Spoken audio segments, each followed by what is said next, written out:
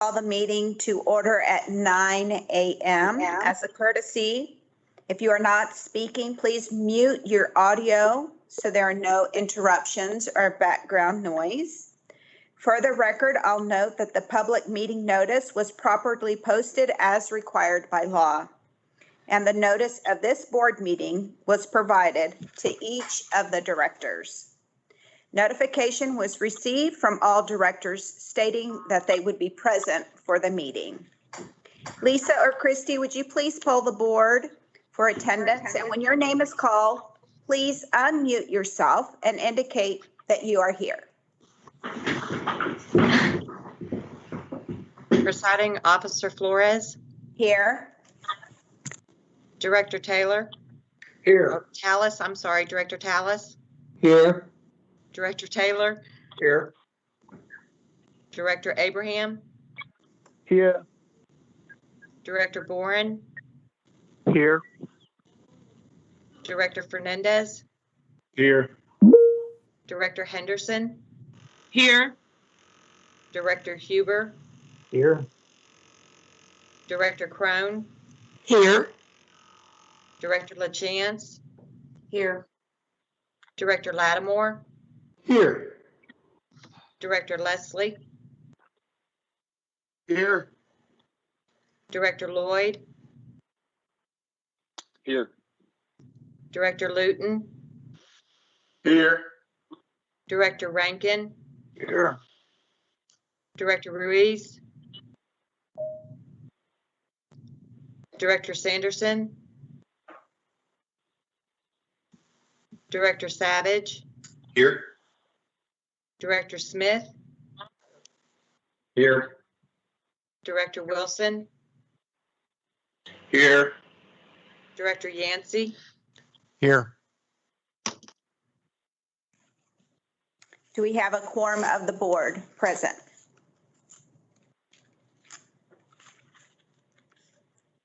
I believe so.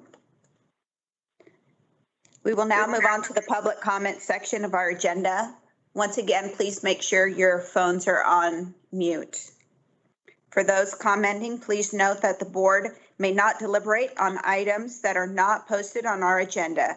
Additionally, we do not plan to place a time limit on public comment unless we feel the time being taken is affecting others' ability to address the board.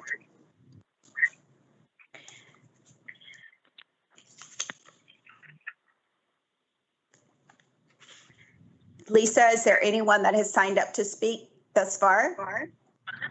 No public comments. Thank you. At this time, we have no one signed up to speak. Is there anyone listening who did not sign up that wishes to address the board?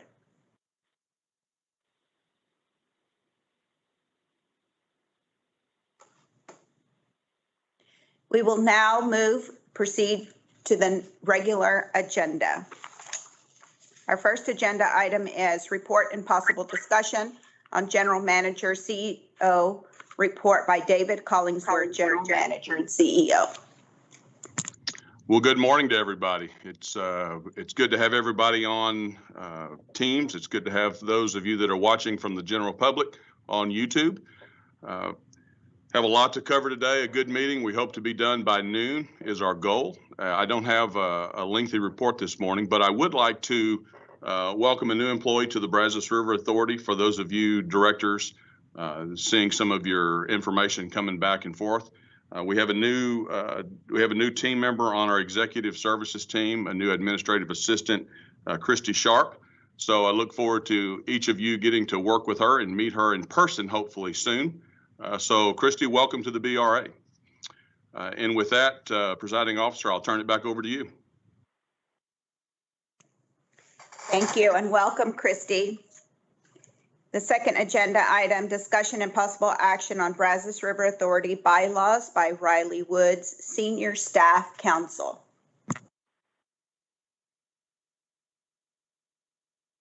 Good morning, everyone. It's been a while since I've addressed the board.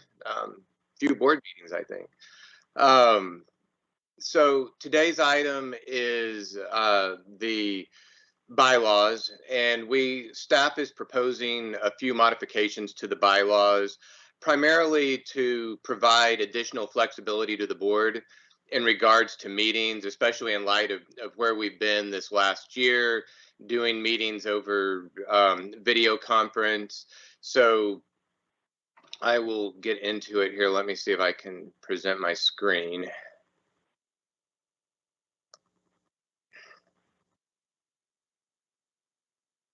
Okay, is everybody able to see my screen? Yes, Riley.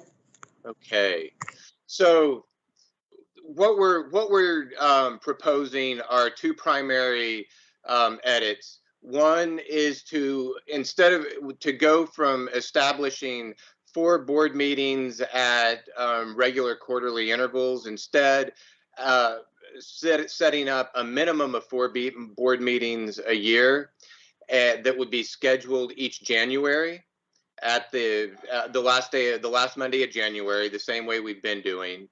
And at that board meeting, the board would meet and schedule the remainder of the meetings for the year. Like I said, a minimum of 4. You could do as many as you want to schedule.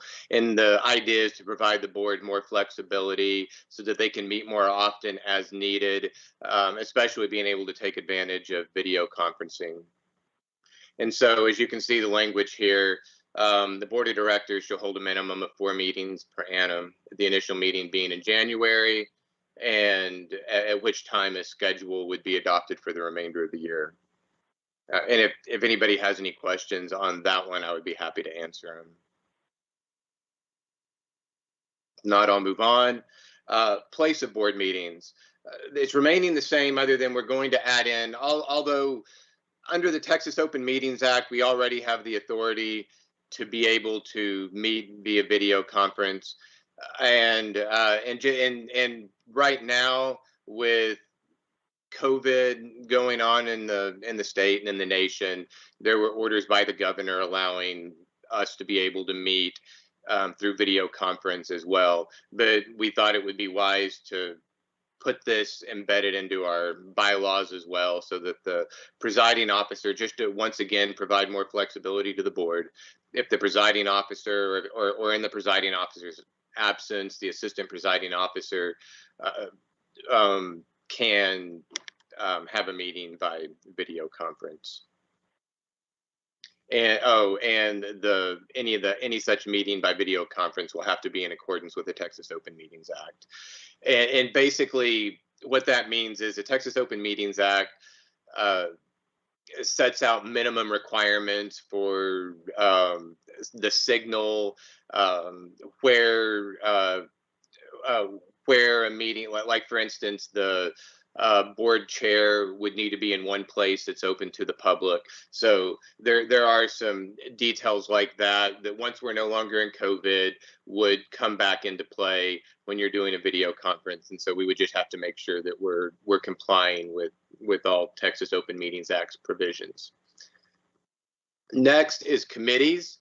And in the committee context, we're suggesting the same thing.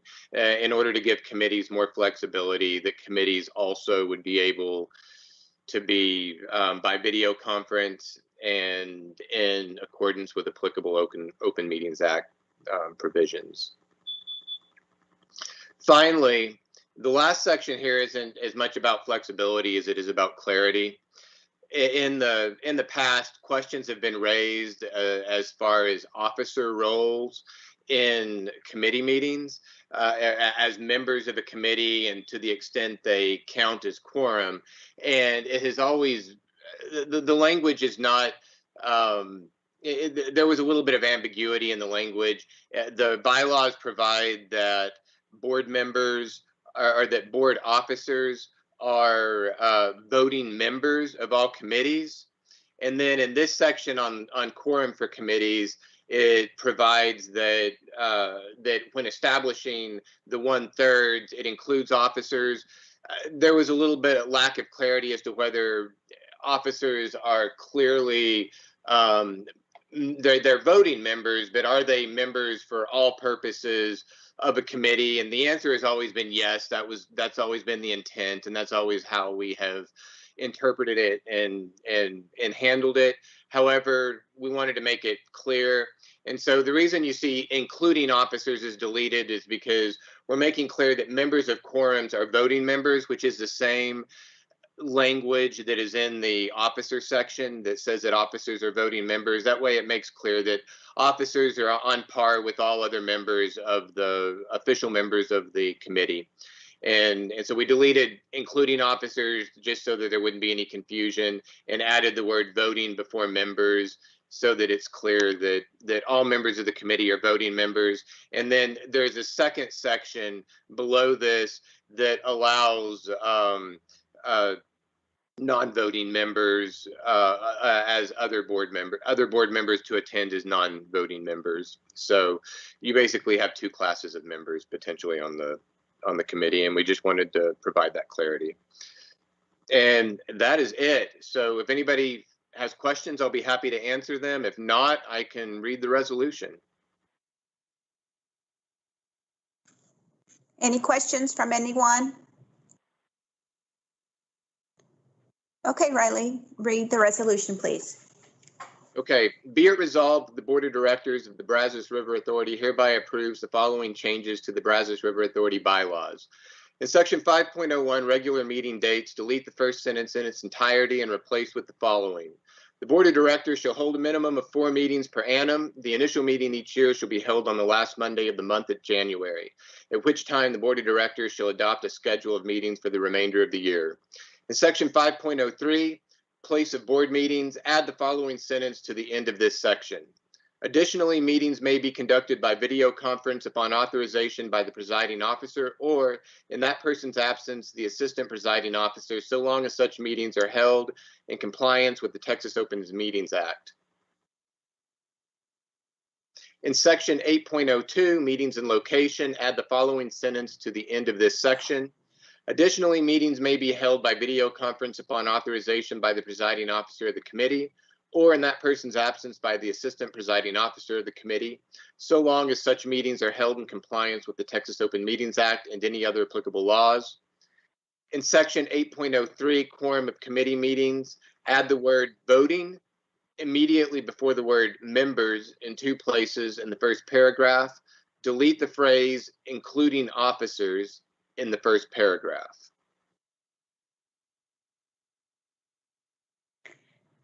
You've heard the reading of the resolution. Is there a motion to adopt? So moved, Director Huber. A second? Director Crone. A motion was made by Director Huber and a second by Director Crone. Please poll the board. Presiding Officer Flores, Yes. Director Tallis, Yes. Director Taylor, Yes. Director Abraham, Director Boren, Yes. Director Fernandez, Yes. Director Henderson, Yes. Director Huber, Yes. Director Crone, Yes. Director LaChance, Yes. Director Lattimore, Yes. Director Leslie, Yes. Director Lloyd, Yes. Director Luton, Yes. Director Rankin, Yes. Director Ruiz, Director Sanderson, Director Savage, Yes. Director Smith, Yes. Director Wilson, Yes. Director Yancey, Yes.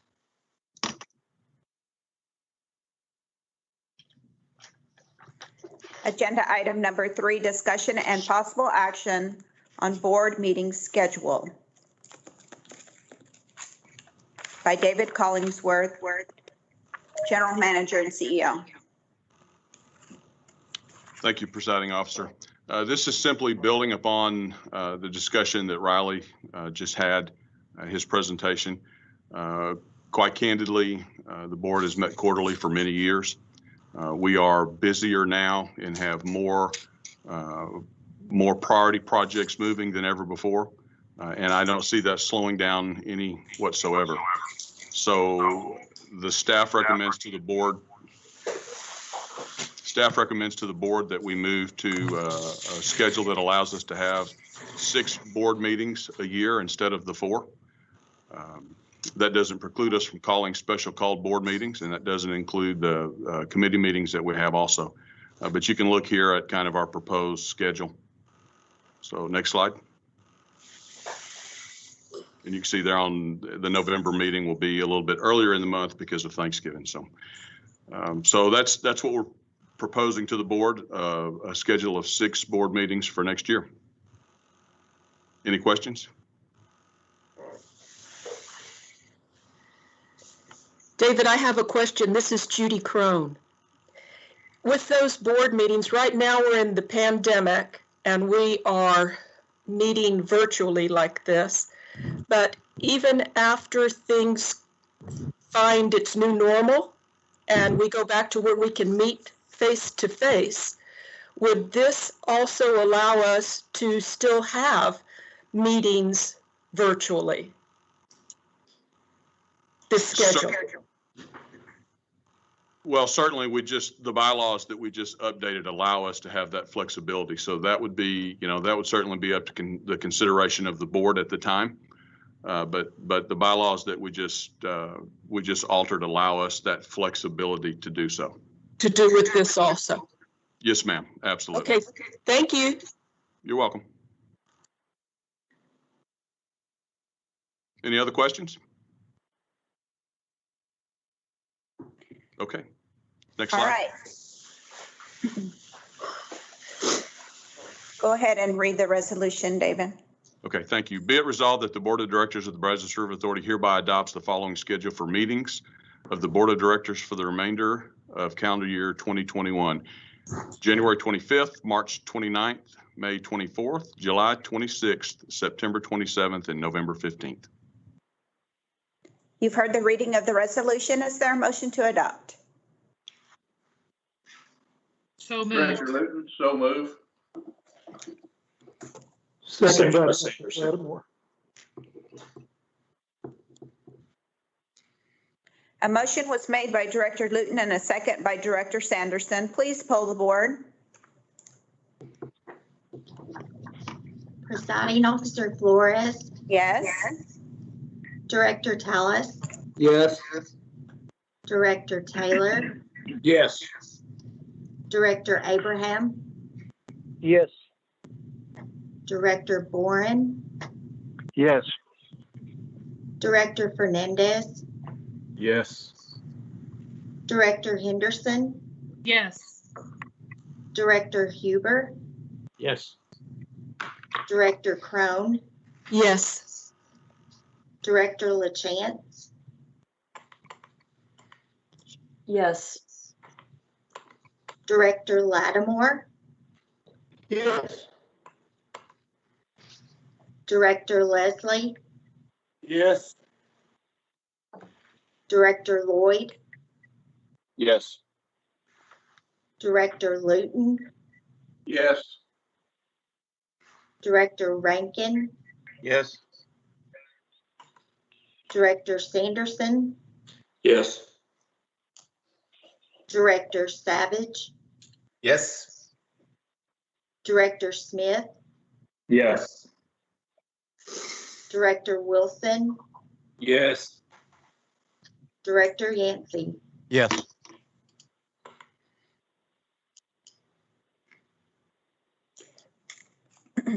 Agenda item number 4, discussion and possible action on property master plan by Director Lattimore and Blake Keller, Technical Services Manager. Thank you, Madam Presiding Officer and members of the board. I want to first off express my appreciation to the hard work that the staff has put into this initial work on the project. I have to tell you frankly that the full effort has turned out to be a lot more involved than I think certainly I expected, and probably any of the other committee members. We've met at 2 different occasions to review not only the proposals by the consultants, but then a review of the scoping, which we'll hear more about from Mr. Kettler in a few minutes. But this is going to be a very involved project. The first steps that he will review with you are mostly the construction of a database that will contain a wealth of information about the properties that are currently held by the BRA. And I believe, and I think the rest of the committee will as well, believe that it'll provide a long-term tool for the staff and ultimately for this board to use in evaluating all of our property ownerships going forward in time. So having said all of that, thanks again to the staff and especially to the members of the committee for your work. But this is simply the first report in what I expect will be a pretty long-term project. So with all of that, Blake Kettler, are you there? Would you proceed with your briefing? Yes, I'm Director. Can everybody see the slide? Yes. Yep. Yes. All right, well, thank you, Chair, members of the board. So to provide kind of a brief summary of how we got to where we are, we had our initial property management committee back in 2019, provided kind of an overview of the various property holdings within BRA portfolio. As you're all aware, BRA maintains reservoirs, a treatment facility, a pipeline, offices, and many other various property holdings. One major takeaway from this overview was the diversity in real property throughout the basin, and that no 2 locations are the same. With that, at the direction of the Property Management Committee, BRA is in the process of pursuing a property master plan. For starters, here is the overarching purpose of this initiative that was presented at the initial Property Management Committee meeting. Basically, we're looking for a solution to assist in the management of our property holdings while providing future direction and understanding of the alignment with BRA's mission statement. With that purpose in mind, BRA solicited a request for proposals on February 7, 2020, receiving a total of 2 responses. And after evaluation, HAF Associates was selected to enter into scope and fee negotiations. So prior to HAF Associates providing their project approach, BRA's project.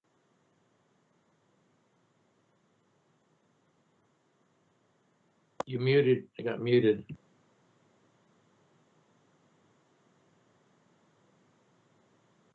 Blake, you're muted.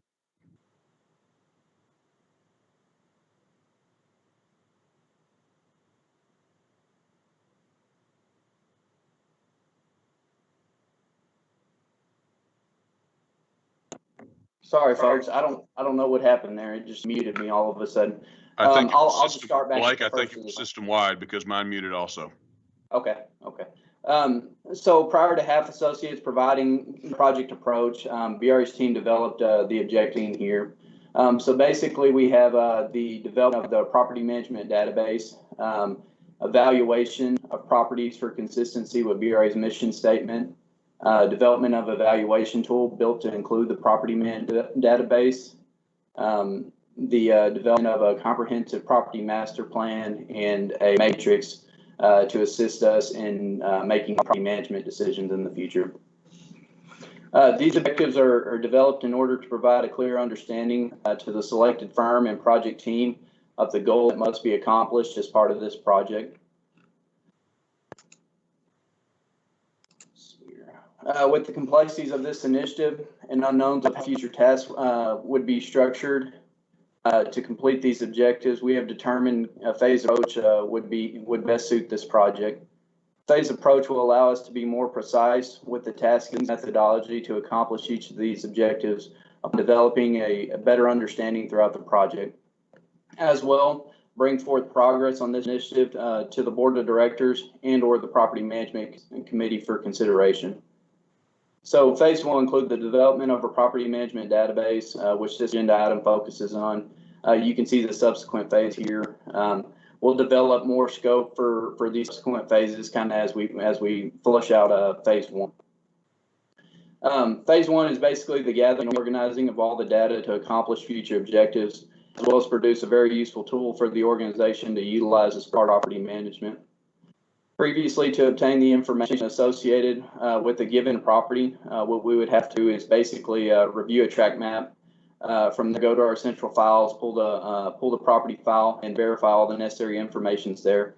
If not, coordinate with necessary departments or the county to receive all that information. So it was a time-consuming process, considering how many given properties we look at a given day.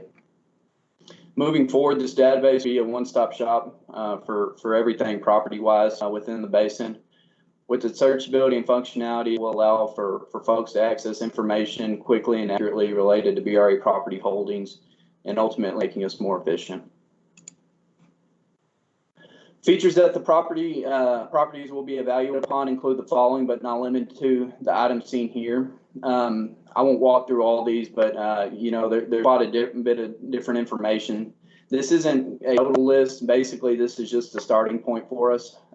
One component of the scope of services will be to perform interviews with different working groups within BRA, recognize and understand kind of how they'll use this database, so that way we can include any additional search components or features that need to be part of this database. While that information is gathered, it will be displayed into a web map application similar to this screenshot. This is the Steelhouse Hollow intake for the Williamson County Regional Raw Water Line. So basically what you have here is you would have the ability to click on a given property and understand who the property is owned by. In this case, it would be the Corps of Engineers. Understand, you have the address, all kinds of property information there. These are just examples, but basically all those different associated features that we mentioned on the prior slide, you would have the ability to go through and read out that property and understand what's included in there. As well, there'd be a link to appraisal district and any other associated attachments such as easements or surveys or pictures, anything relevant that piece of property. So some examples of the uses of this database include coordinating with property owner to repair, say for repair of the pipeline, reviewing an easement, performing an on-site sewage facility inspection at one of our reservoirs.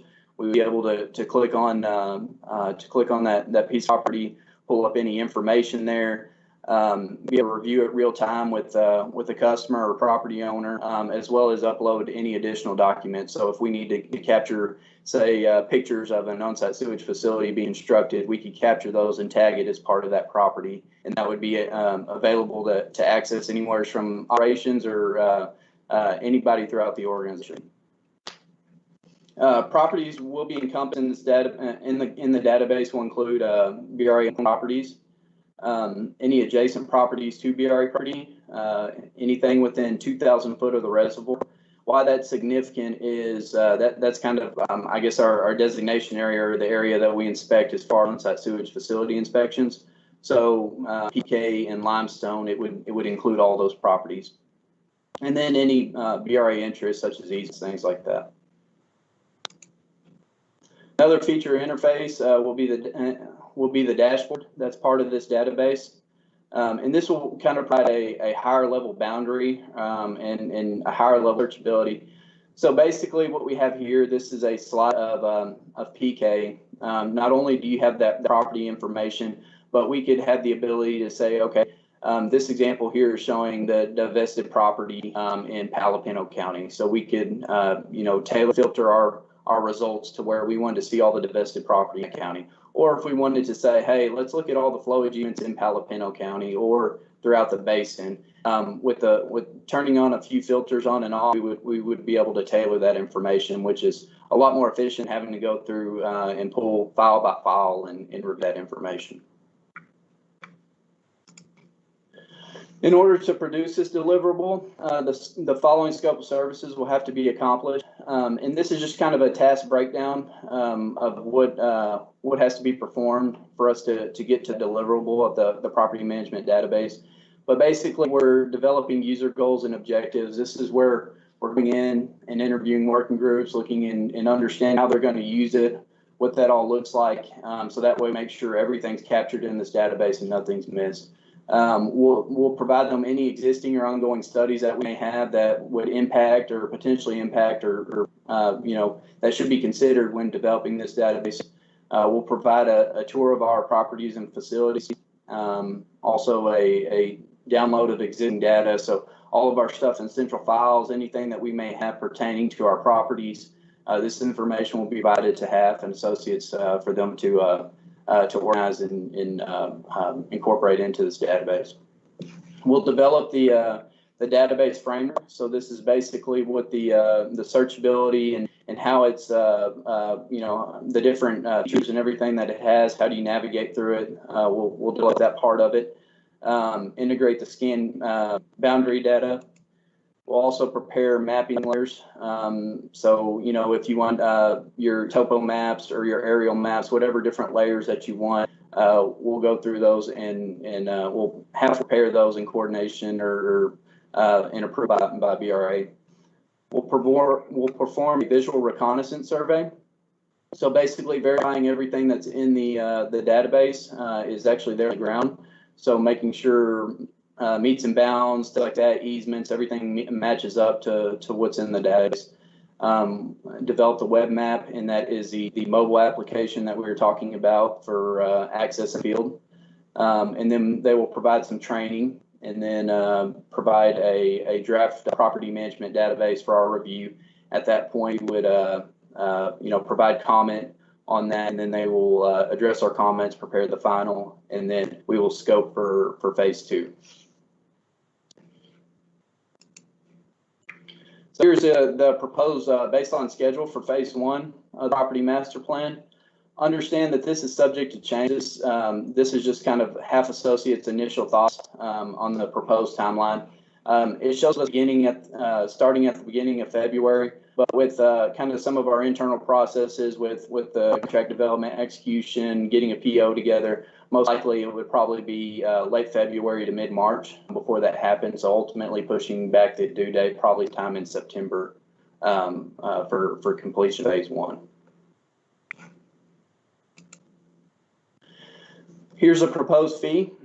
This document was rather large, so I just created a few columns and dropped them on the side here. But basically, we have a breakdown of tasks, the hours or level of effort associated with completing those tasks, a task cost, and then a roll-up for the $352,453 to complete phase 1.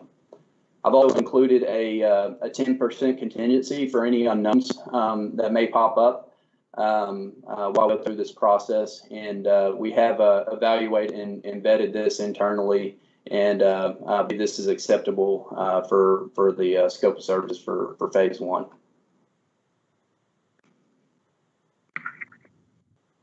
Blake, I would like to add that once this task is complete, this would be a interactive database that the BRA would own, and it would be a database that we would have folks in-house operating. So it wouldn't cost us any additional money to maintain and operate the database from outside the organization. Correct. So as we, as property holdings change in the future, this database we have the ability to add information as necessary. And David said this is all housed within BRA. So just kind of a recap, the benefits of the property management database is basically what we're doing is building the foundation for the property master plan. So organizing the information we have, filling in the gaps of the information we don't have, and providing not only that foundation for the property master plan, but also a tool for the organization that we can use at every level throughout the organization. So all of the information will be located in one location, will be available real time, so we can access it there in the field. Or if say you're in the central office, you could access that same information. So I have a resolution, but prior to that, I was going to see if there were any questions. Blake, this is Presiding Officer Flores. Just one more time, remind us how many phases are you anticipating? We're anticipating 3 phases. So phase 1 will be the database development.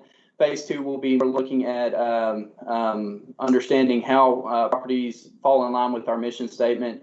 And then phase 3 is actually developing the final comprehensive property master plan and a matrix or scoring matrix for us to evaluate property into the future as far as us making property management decisions. Blake, I have a question. This is Director Savage. Later on in our agenda, we're going to be discussing the flood aspects, new responsibilities. And I was just wondering, if through that process, there will be a floodplain map. Could that be overlaid on this database? So that would also be included. That would be important to property management decisions. Yes, we I know there we'll have different inundation information as part of this, so we'll be able to look at different levels of the reservoir, different things like that as far as the river impacted areas. So yes, we'll consider that as one of the layers forward whenever we develop this. Great. Director Savage, it'll also include flowage easements too. Okay, great, thanks. Any other questions? Yes, I have one quick question, Sanderson here, maybe two. The system is going to be an ARC GIS kind of based scenario? Correct. Good. So that answers quite a few questions. You're going to take advantage, I guess, of all of the publicly available downloads from TCEQ and all that good stuff for the line maps? Correct. That's that will be within that same tasking of where we provide all the existing data. They'll also upload anything that's available through those public resources. Perfect. And TxDOT and all the other folks that have stuff for line maps anyway. With respect to, I gather you also you use ArcGIS, so you'll be able to use it for a lot of engineering related things as well, given that accuracy of that particular database product. Is that a fair statement? Yes. So the ArcGIS will basically be the I guess the software program that you navigate through. When you start accessing the documents, there will be a SharePoint a SharePoint program linked to it. So when you go in there, you have the ability to search the documents, and if you needed to word search a document, something of that nature, you have that ability as well. Sure, no problem. And finally, has any thought been given?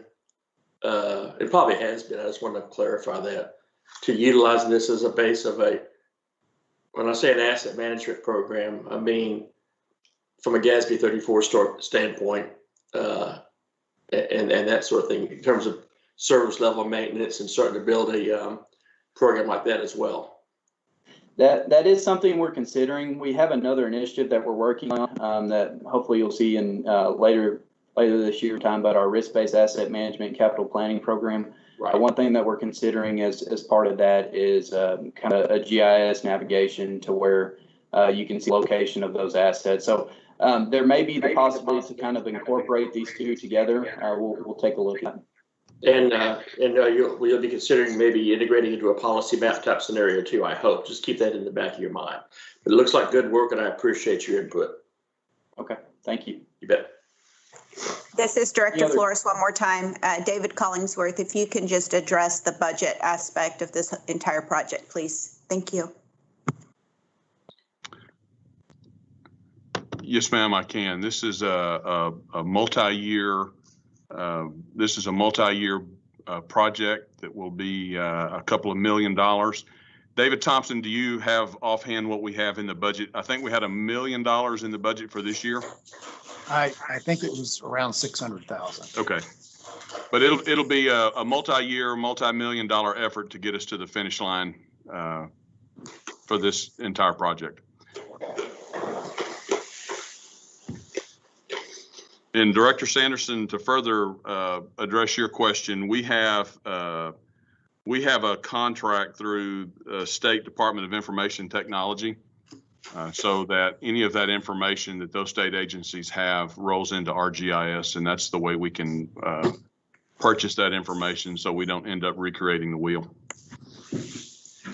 Thank Yeah. you. I have a question showing here from Director Savage.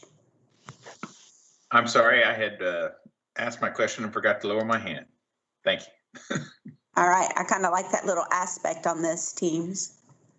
All right, I don't see any other hands raised. Blake, will you go ahead and read the resolution? Thank you. Whereas the Brazos River Authority is pursuing a property master plan at the direction of the Property Management Committee at its September 9, 2019 meeting. Whereas the Property Management Committee took action at its October 1st, 2020 meeting for the Brazos River Authority to enter into scope and fee negotiations with half associates to develop a property master plan. Now therefore, be it resolved, the Board of Directors of the Brazos River Authority hereby authorizes the General Manager or CEO to negotiate and execute a contract with half associates to perform consulting services for Phase 1 of the Property Master Plan in an amount not to exceed $387,698. I move that we approve the resolution, Director Savage. Lattimore seconds.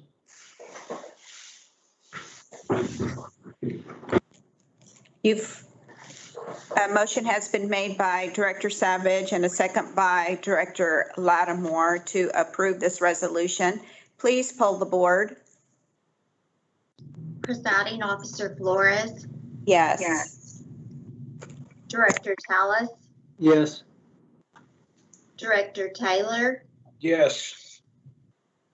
Director Abraham,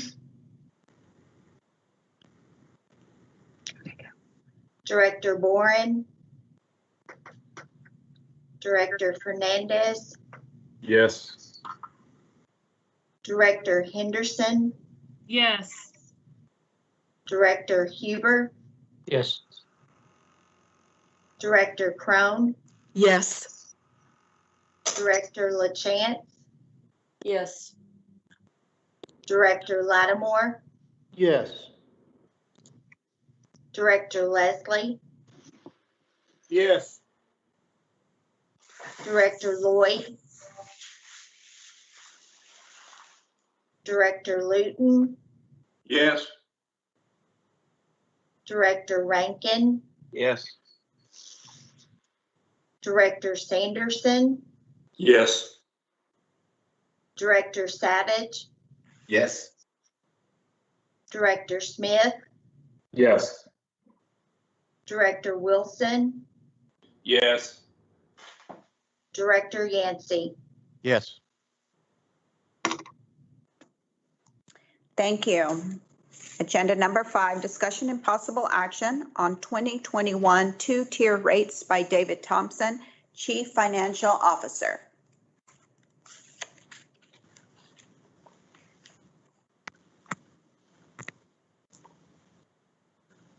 Okay, can you see my slides?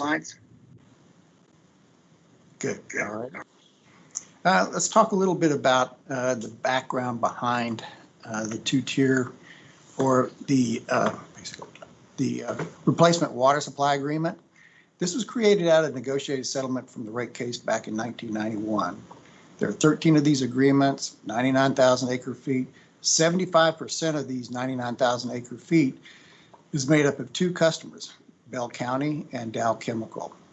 Why it's called two-tier, you have one rate for the election water or the water used, and then you have another rate for the optional water or water not used, which is half the election rate.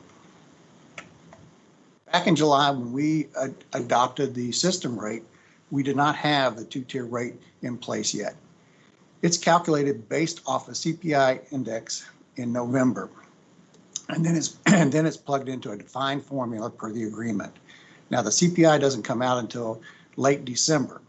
At that time, we calculate the rates, and we have mailed out to our 13 customers the estimated or the proposed new rates. The agreement does require that we bring it to the board in January for approval. The proposed increase in rates is 16 cents for the election water or the water used, and the water not used or the optional rate is actually 8 cents. Once the board approves the two-tier rates, we will bill the customers. Are there any questions?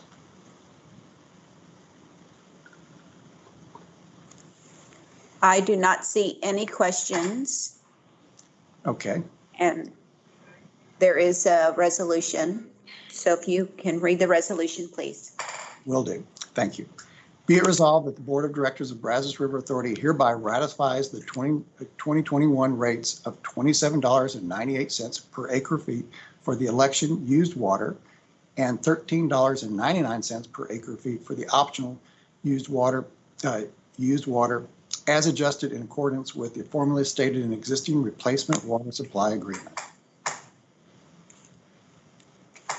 You've heard the reading of the resolution. Is there a motion to adopt? So moved. Director Wilson seconds. A motion was made by Director Taylor and a second by, I didn't get. Director Wilson? Director Wilson, thank you. Please poll the board. Presiding Officer Flores, Yes. Director Tallis, Yes. Director Taylor, Yes. Director Abraham, Director Boren, Director Fernandez, Yes. Director Henderson, Yes. Director Huber, Yes. Director Crone, Yes. Director LaChance, Yes. Director Lattimore, Yes. Director Leslie, Yes. Director Lloyd, I'm gonna abstain. I don't know if you can hear me now, but my Wi-Fi was apparently glitching, so I don't even know what we're voting on. I was logged off. Director Luton, Yes. Director Rankin, Yes. Director Sanderson, Yes.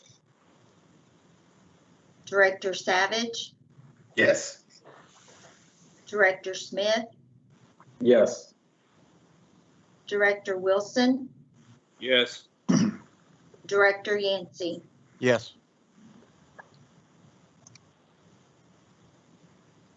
Thank you. Agenda item number 6, discussion and possible action on Brazos River Authority investment policy by David Thompson, Chief Financial Officer.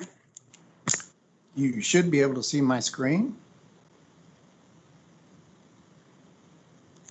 Not yet. Oh, okay. Hang on.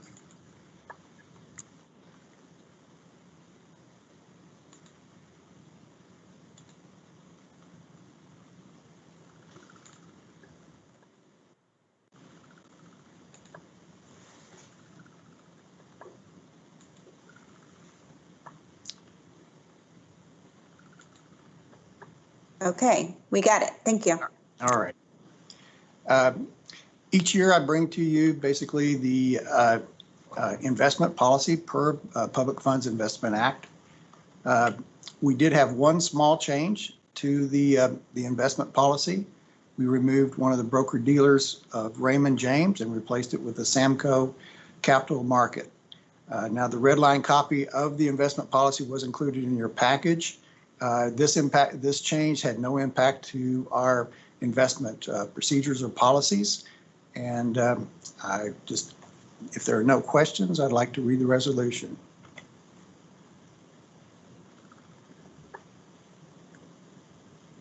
I don't see any hands raised for questions.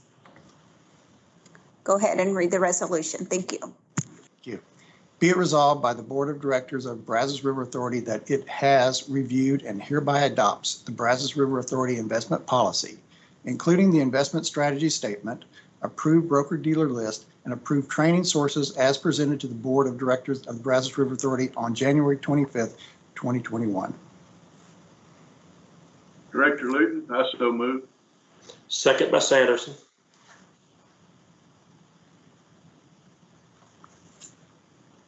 The resolution was read.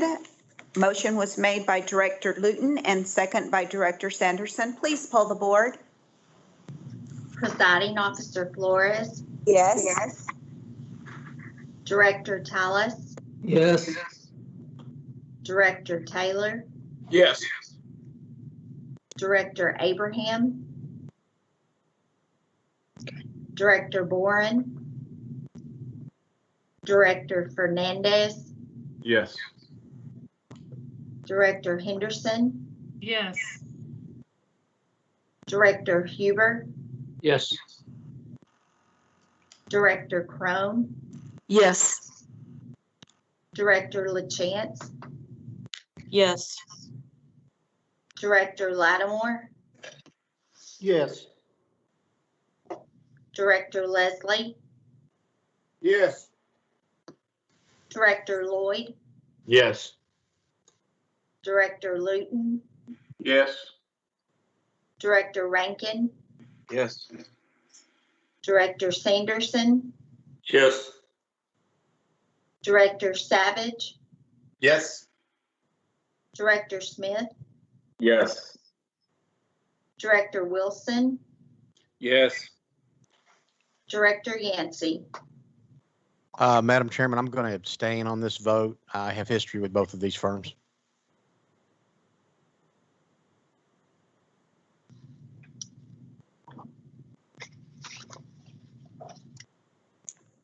Thank you. Moving on to agenda item number 7, discussion and possible action on fiscal year 2020 CAFR, Comprehensive Annual Financial Report by Director Huber and David Thompson, Chief Financial Officer. Can you see my screen? Yes, we can. Thank you. All right. This agenda will be broken up into 4 different parts. We have a report from Director Hubert from our 8 o'clock Administrative and Audit Committee meeting. I will then talk a little bit about the Comprehensive Annual Financial Report. Then we have another report from Aaron Wortham, the partner in charge of Baker Tilly, and then finally a resolution to be read. So I'd like to turn this part of the agenda over to Director Hubert to give his report. Please, sir. Yes, we met at 8 o'clock this morning and received a report briefing from Mr. Aaron Worthman of Baker Tilly, our selected auditing firm. It was a very good report. It was done mostly remotely due to the COVID pandemic, so it was a little bit more difficult than normal to do, but we had great cooperation and assistance from our BRA accounting staff and management, and it's a very good report. I'm very proud to present. So I'll turn it back over to David to introduce Aaron and continue with the report. Thank you. Appreciate it. So first of all, I'd like to kind of walk through and give you a little background with the annual report. I would like to talk a little bit about the purpose of it, the highlights, and then we have a report from Aaron Wortham, the partner in charge. The purpose of auditing the CAFR, is the Comprehensive Annual Financial Report, is to basically to state that our financial statements are presented fairly in accordance with general accounting principles and government accounting standards. Talk a little bit about the CAFR. CAFR is more of a historical document. It actually looks back at the transactions that occurred up until August 31st, 2020. It's on accrual or GAAP basis. Now the budget is more a prospective document, looking forward to the planned result of the operations. And we do this accounting basically on a primarily cash basis. The CAFR is made up of 3 sections. The introduction part, which has contained in it a transmittal letter that really goes through and BR talks about the major events that occurred up until August 31st, 2020. Then you have your financial statements with your balance sheets and income statements. And then you have your statistical information such as ratios, basically trends, revenue sources, anything to help explain our financials for BRA. I do want to make a comment that the CAFR is organized under the GFOA requirements, which is the Government Finance Officers Association. In the last 34 years, we have received the prestigious award for reporting excellence. Do expect that this CAFR will also make that award as well. Now, this award can only be possible by the hard work of my financial staff and anybody else that has contributed to the CAFR. I want to take a look at the difference between a budget and the financial statements we have. Now, remembering back in July of 2019, we approved the 2020 budget. It had about an $800,000 net change. We ended up in August 31st with the budget of almost a $20 million net change. Now, back in October, I did explain that that revenue was over budget by about $5 million due to other water sources sales that were not captured in the budget. O&M expenses were $9 million under budget to lower spending by departments and basically the Corps of Engineers underspending too. And then we had operating projects about $5 million. And that was basically timing differences, and those have been captured in the 2021 budget. So now there are 5 different reconciling items between the two. One is depreciation. Depreciation expense is a GAAP requirement, not a budget item, since the budget is primarily cash basis. Debt services, principal payments are treated as expenditures. So the net 2 is a $5 million adjustment, a difference between the budget and the CAFR. The next is the GASB 68 allocation, which deals with the pension cost, and that's pure GAAP adjustment. Then you have capitalized expenditures. This deals with vehicles, mobile equipment, and any other large capital assets that we expend in the 2020 budget, but are capitalized in the financial statements. Rate stabilization reserve was not used, so it's an adjustment. And the last one is the Williamson County Regional Rural Water Line refunding that we did last year. It generated a GAAP adjustment. Since the payments were made in September 1st, we had to accrue for those interest expenses. Just taking a look at the 2 financial years in comparison, the big difference is the revenue. And as you remember, the system operation contracts were booked in 2020, and that makes up a majority of the revenue adjustment there. So are there any questions? If not, I will turn the presentation over to Erin. I don't see any questions. Can you see the slides? Yes. Okay. I'll turn it over to Aaron Worthman, the partner in charge of Baker Tilly, to give his report to the board. Thank you. Thanks, David. Would you be able to bring up the PowerPoint? We cannot see that at this time yet. Okay, let's see. Is that it? Not yet. Okay, hang on a second. Let me do this here.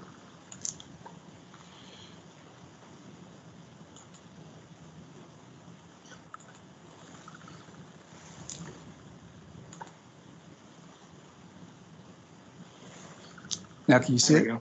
Yep, I can see it now. Thanks, Perfect. David. You bet. Sorry about that. No problem. Again, I'm Aaron Worthman, partner in charge on the audit engagement with Baker Tilly out of our Austin office. And I'm pleased to report the fiscal year 2020 audit. Next slide, please.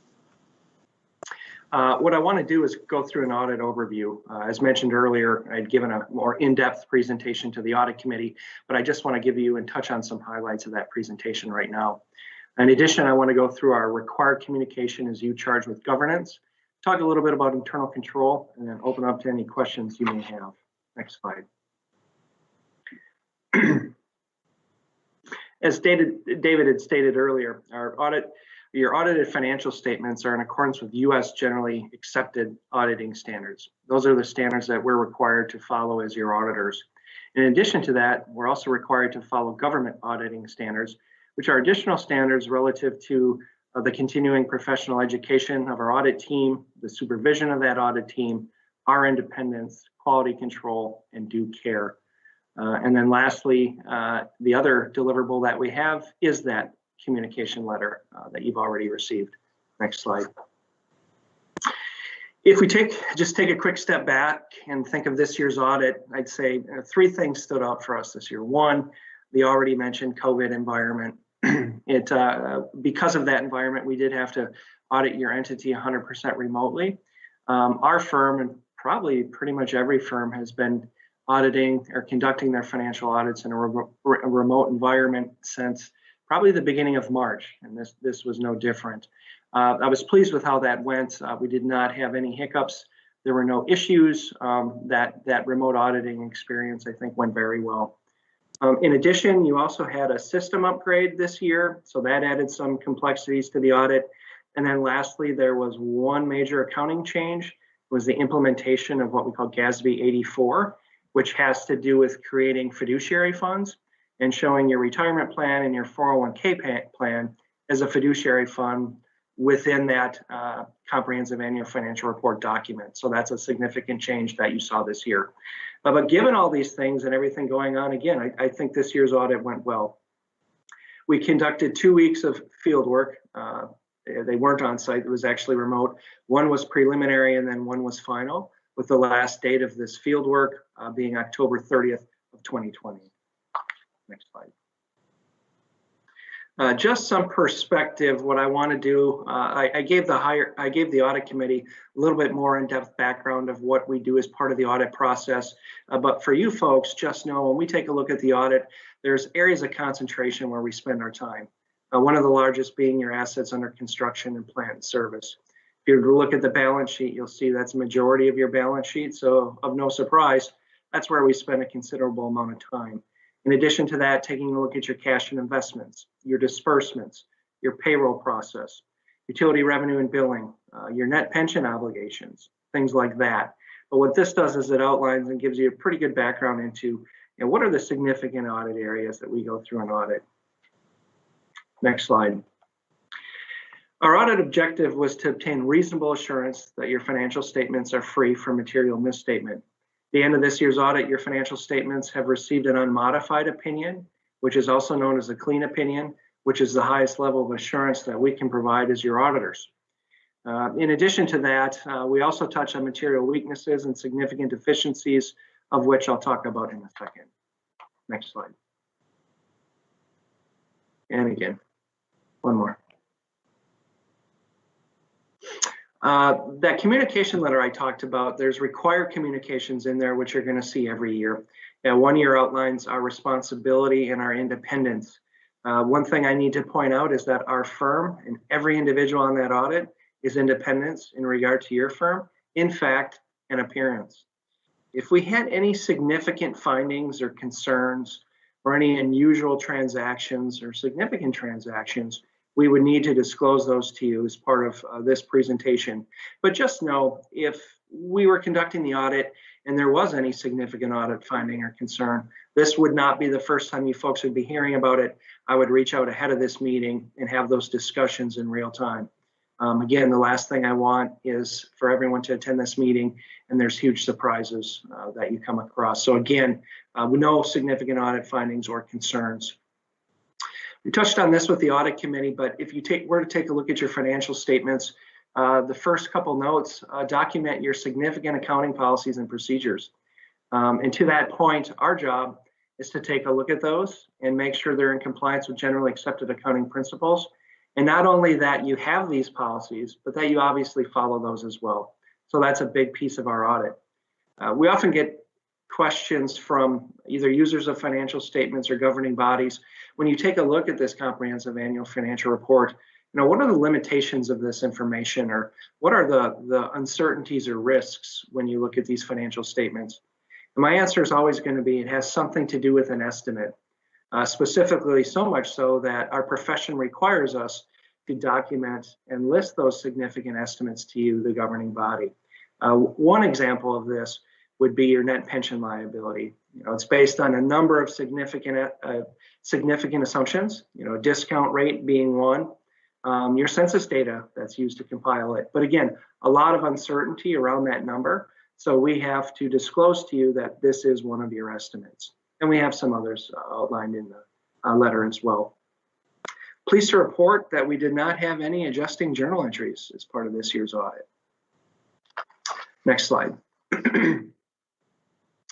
So as I mentioned earlier, we provide an opinion on your financial statements. I do want to point out and note during an audit, we do not provide an opinion on internal control. However, what we do need to do is we need to communicate if during that audit process we come across any material weaknesses or significant deficiencies in internal control. The profession requires us to take all of our control deficiencies and categorize them in order of severity. The most severe being the material weakness.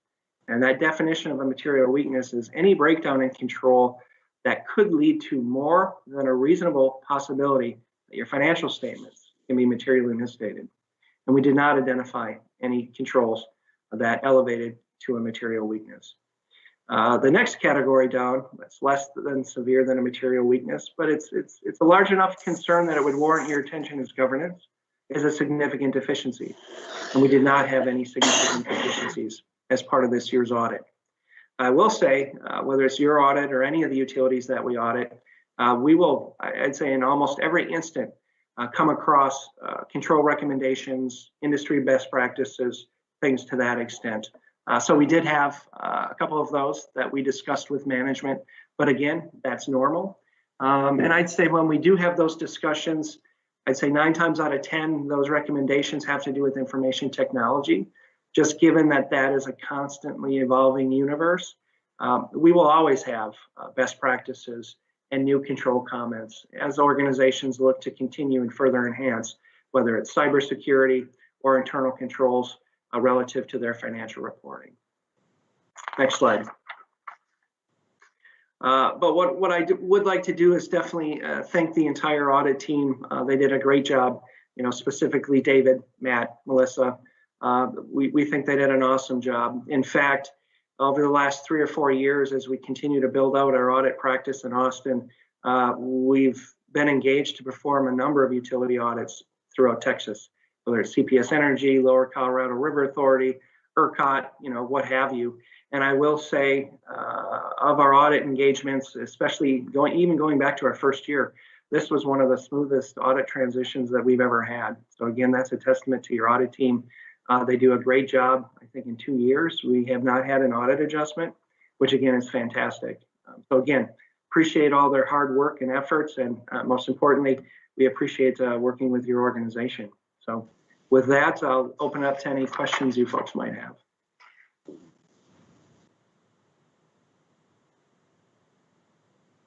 Director Sanderson has a question. Sure. Unfortunately, a little bit of a web problem this morning, so I didn't make the 8 o'clock. So I did want to comment on the CAFR. I read it because that's what I'm an accountant, so that's what I do.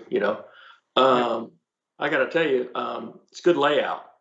Yeah, I've seen a lot of CAFRs that are technically correct that don't tell you a diddly because of the way things are laid out, or the English is bad, or it's written in accountanese, and how that goes.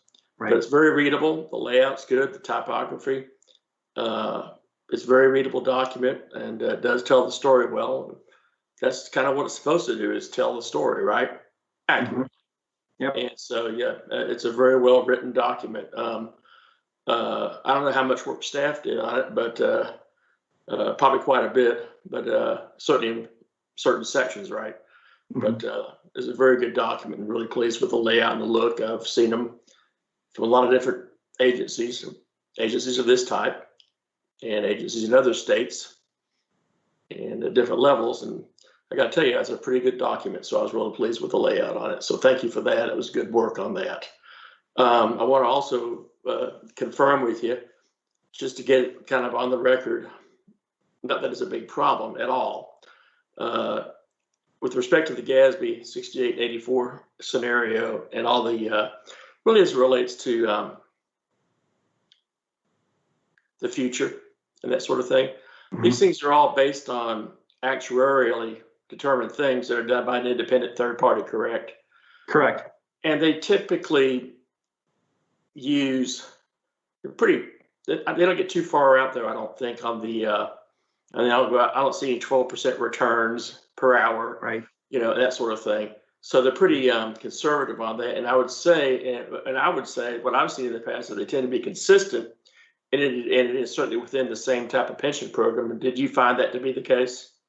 Right, I did. And you bring up a great point, and going back to the point I had about estimates.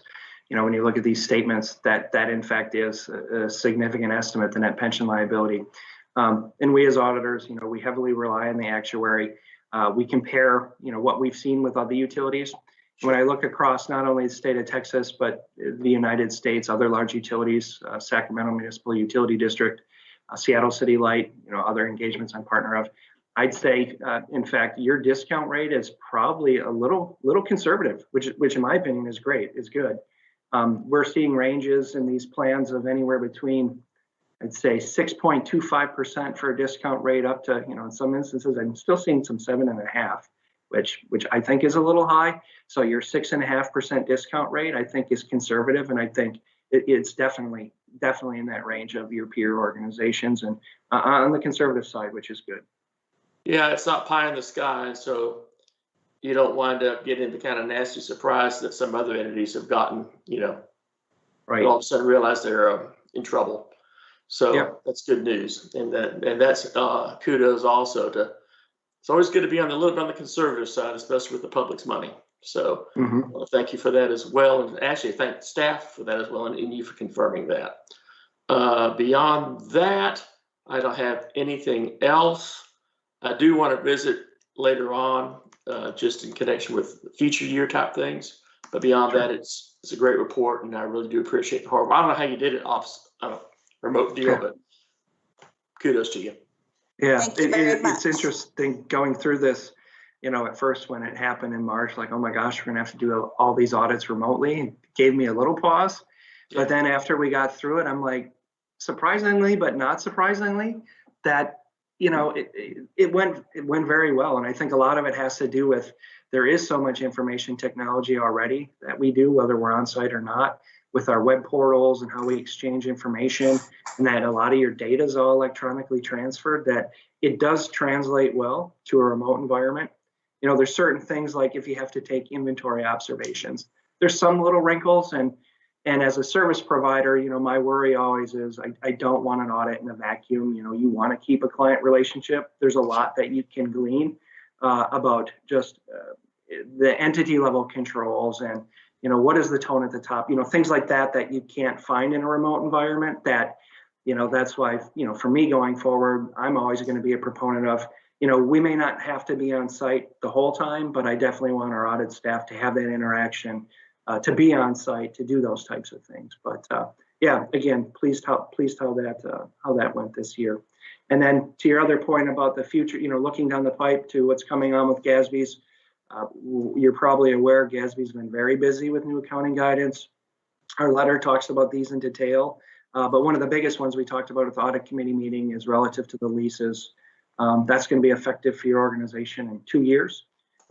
There's a lot of work that is going to go into that standard, so we're going to be working with your management team over the next couple of years to get that all in place. But you know, every year it seems there's always something new, and it's going to be a busy couple of years, to say the least. Well, the leasing thing can be addressed a little bit too, in some respect, through the other thing we talked about in a prior agenda item.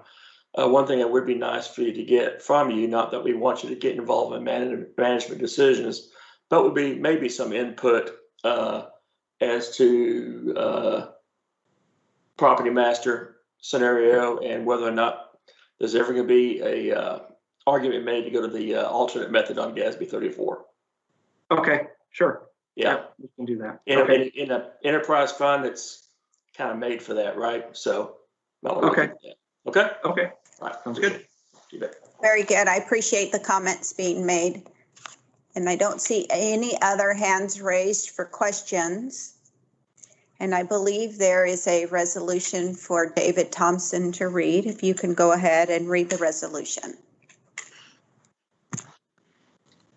Will do.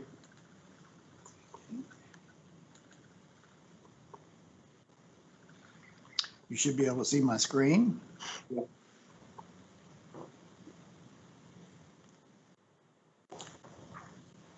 Be it resolved that the Board of Directors hereby accepts the Brazos River Authority Comprehensive Annual Financial Report for fiscal year ended 2020 and approves its filing with the Texas Commission on Environment and Quality. And be it further resolved that the Chief Financial Officer is hereby designated to file the report and the annual filings of the affidavit with the Executive Director of the Texas Commission on Environment Quality. Director Huber so moves.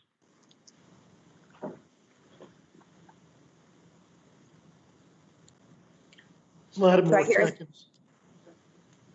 Who was that? Lattimore seconds. Director Huber moves and Lattimore second. We heard the reading of the resolution. The motion was made by Director Huber and a second by Director Lattimore to approve and adopt the resolution. Please poll the board. Presiding Officer Flores, Yes. Director Tallis, Yes. Director Taylor, Yes. Director Abraham, Director Boren, Director Fernandez, Yes. Director Henderson, Yes. Director Huber, Yes. Director Crone, Yes. Director LaChance, Yes. Director Lattimore, Yes. Director Leslie, Yes. Director Lloyd, Yes. Director Luton, Yes. Director Rankin, Yes. Director Sanderson, I'm gonna have to pass. I had connection problems earlier. Director Savage, Yes. Director Smith, Yes. Director Wilson, Yes.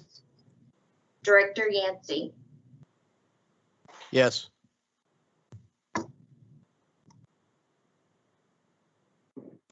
Moving on to agenda item number 8, discussion and possible action on cost reimbursable operations budget amendment by David Thompson, Chief Financial Officer.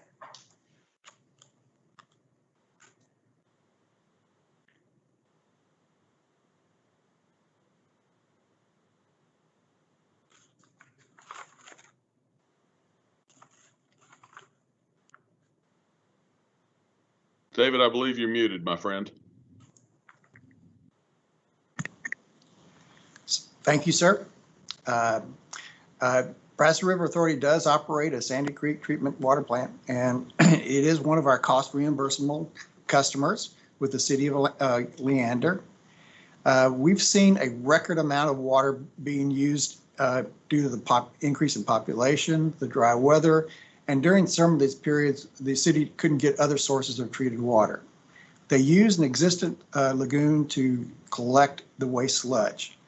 But because of the dry weather and the population increases, it hadn't been able to keep up. So we're resulting in additional cost of sludge hauling that wasn't budgeted before. Now, the city of Leander is looking into installing a belt press, which would help relieve this problem, but that is not in place yet. So what we're talking about, when we did the budget back in FY21, we only had 144,000 in it. We'd like to raise that to 600,000 or 456,000 to provide adequate fund to cover this for the fiscal year. Again, reminding you that this is cost reimbursable. So even though we're increasing the cap on the FY21 budget that was approved back in 21 in July of 2020, it does not, we bill it back to the customer directly. So as a reminder, we're raising a cap that was set back in July of 2020 that the board approved to allow for the 456,000 to be spent. So if there are not any questions, I'd like to read the resolution, please. Actually, I I do noted have a question from Director Yancey. Okay. So effectively, what we're talking about is an increase in maintenance and our operations due to COVID, correct? No, sir. The issue is the issues related to the city of Leander having 2 water treatment plants and one of their other water treatment plants having maintenance challenges that allowed them to not use that facility as much as they use this Sandy Creek facility. Okay, so we're saying then that the increase in people staying home during COVID was not an impact on this. This was just simply a miscalculation on budgeting costs on our part, correct? No, this is Brad. I wouldn't say it was a miscalculation. What ultimately happened when we did the budget for FY20, it was this time last year. And what happened was, as we moved into the summer last year, the Brushy Creek Regional Utility Authority, which is the city's other water supply, as David mentioned, their plant was offline and down and not running whenever it had been expected to. And so we were having to supply a lot higher flow rate through our plant. And as we did that, the solids accumulated in these lagoons. And ultimately, in order to be able to continue to treat clean water, we had to switch the method by which we were removing the solids. And so it was a little bit of a combination of all the above. Do we see a replication of this anywhere else in our budget that we may need to address now, or wait till other opportunities come up to address it? No, sir. This is a pretty unique situation, and I can't see anything in the rest of our cost reimbursables that's similar to this. Thank you. I see a few other hands raised. Director Sanderson. You got it. Thank you, ma'am. Brad, there's 2 plants involved here, the one at Brushy Creek and then the secondary plant that obviously had all the flow going through it. What was the problem at the Brushy Creek plant? I don't know, sir, exactly. We don't operate that plant. It's operated by the Brushy Creek Regional Utility Authority, and so we don't have any direct interaction there. I know that they've had problems. That's a relatively new plant, and they've had problems as they brought it online. And most recently here, about 2 months ago, their water intake line that comes from their intake structure to their plant separated. And so the plant's currently down again due to that problem. But that problem happened here recently and didn't really affect the budget situation we're dealing with right now. What's that plant rated at? Our plant is about 12 million gallons per day at tops. The Brushy Creek Regional Utility Authority, I think, is supposed to be 25-ish, something like that right now, but it supplies other cities besides Leander. It also supplies Cedar Park and the city of Round Rock. So it's certainly not a package plant or something like that. No, sir, it's a large facility. All right. The flows on the plant that's the secondary plant, they went from where to where during this time period? We've been averaging up back whenever this was going on, up around 9 or 10 million gallons per day. And we've seen flow rates that high in the past for short periods of time in the summer. But what we've had here over the last year or two is our flows haven't come down in the fall, again, because of the lack of that other plant operating. So, I would say, I don't have the chart in front of me right now, but normally our flows used to drop down below 5 in the fall and the winter months. And here over the last couple of years, we've been staying up in the 6 to 7 range, and then pretty much running full tilt from spring through the summer and into the early fall, up close to the 12 MGD. Does that population that serves those plants typically work in that area and live in that area, or just live in that area? Are you talking about our folks that run the plant? Yeah. Well, no. In other words, the flow. Does the service area of that plant, the people that live in that service area, do they typically go to town at work and work outside of that area, or are they now, maybe due to COVID, both working and living at home? I mean, it's the city of Leander, and so I'm sure, like everyone else, there's probably been more of the city residents at home during 8 to 5 than there had been prior to COVID. Right. But from our interaction and discussions with the city, I don't think that that's a significant factor in the flows compared to some of these other issues that we've talked about. Well, okay, so we're out in the burbs lately over the COVID time. There has been more flows in the burbs. People don't go to town, and there's more flows where you live and where you're doing your things during the day. Okay, with respect to that plant, Is there any plans at any point in time to get a belt press or? Yes, the city's working on that. I mean, that's their decision to install the belt press, but they are engaged on that. And obviously, you know, with the cost of having to handle the solids like we are doing now, it's going to be more cost effective in the long run if they can get a belt press put in there. And I do believe that they're seriously moving forward with that.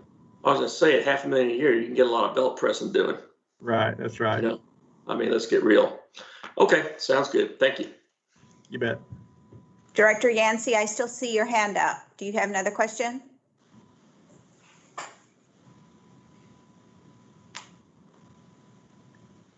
Okay, any other questions?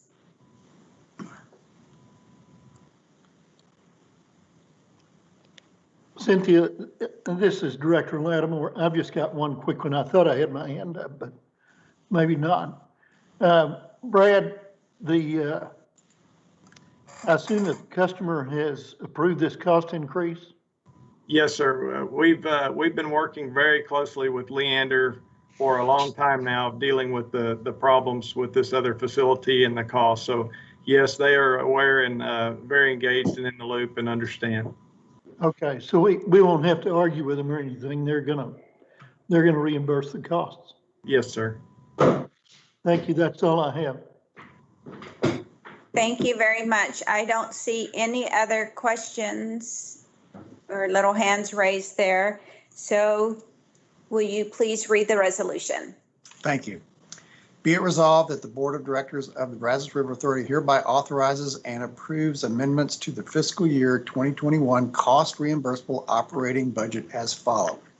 Increase the cost reimbursable FY 2021 operating budget and corresponding revenue by $456,000 from its current level of $14,229,273 to $14,685,273. You've heard the reading of the resolution. Is there a motion to adopt? Motion by Sanderson.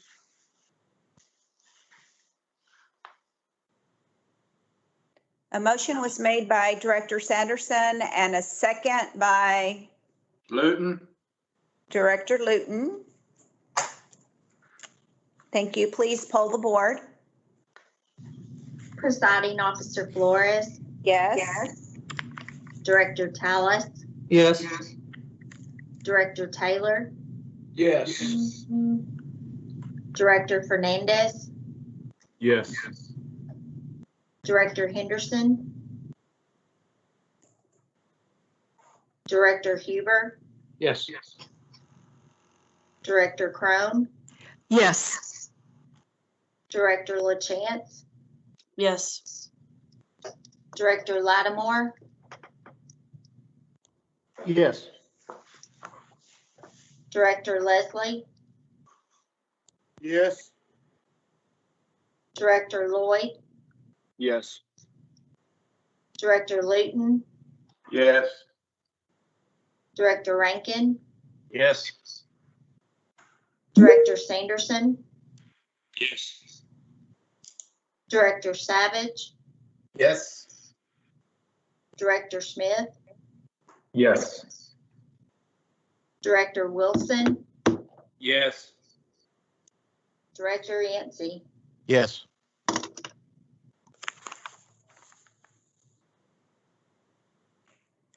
Executive session, agenda item number 9. The Board of Directors will conduct a closed meeting and executive session on the following matters: to consult with attorney regarding litigation with respect to Allen's Creek Reservoir pursuant to the authority granted by Section 551.071 of the Texas Open Meetings Act, codified as Chapter 551 of the Texas Government Code, and to deliberate the purchase, exchange, lease, or value of real property in Austin County in relation to Allen's Creek Reservoir pursuant to the authority granted by Section 551.072 of the Texas Open Meetings Act. Board members, you have received a separate meeting link to access the executive session. Please disconnect from this meeting and access the meeting link at this time. For those remaining on the meeting link, the board will return to this open session link upon completion of the executive session and prior to taking action, if any, on items discussed in executive session. We will be moving into executive session.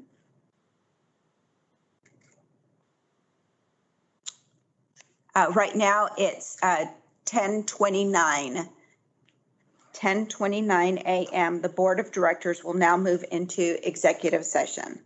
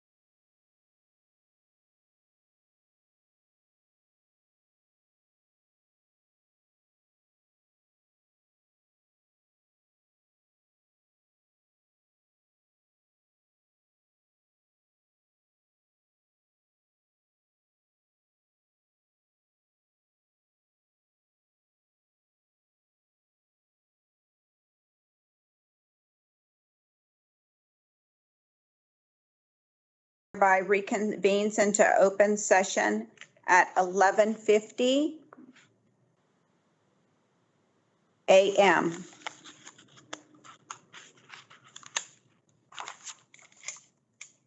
We will move on to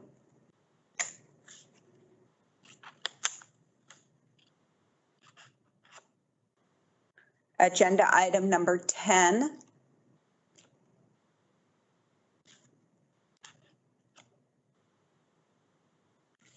Report and possible discussion on legislative update by Matt Phillips, Legislative and Government Affairs Manager.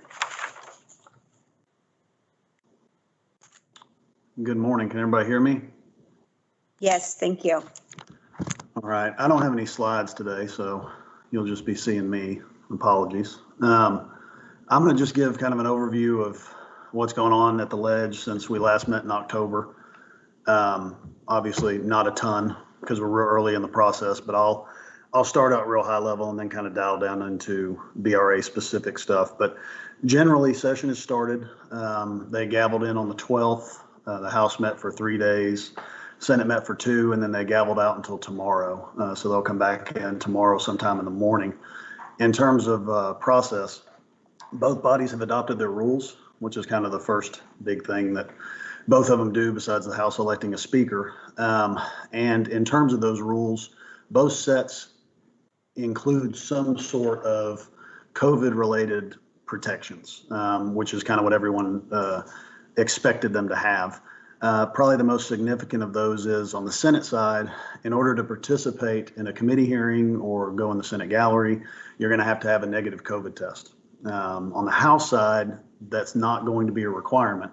But I think what all of that tells you is they are going to attempt to hold in-person hearings and in-person meetings. They're not going to do a ton of virtual type meetings like we've seen in other states or in DC. So they're going to attempt as much as possible with COVID restrictions like masks and distancing and testing to, have their normal in-person hearings.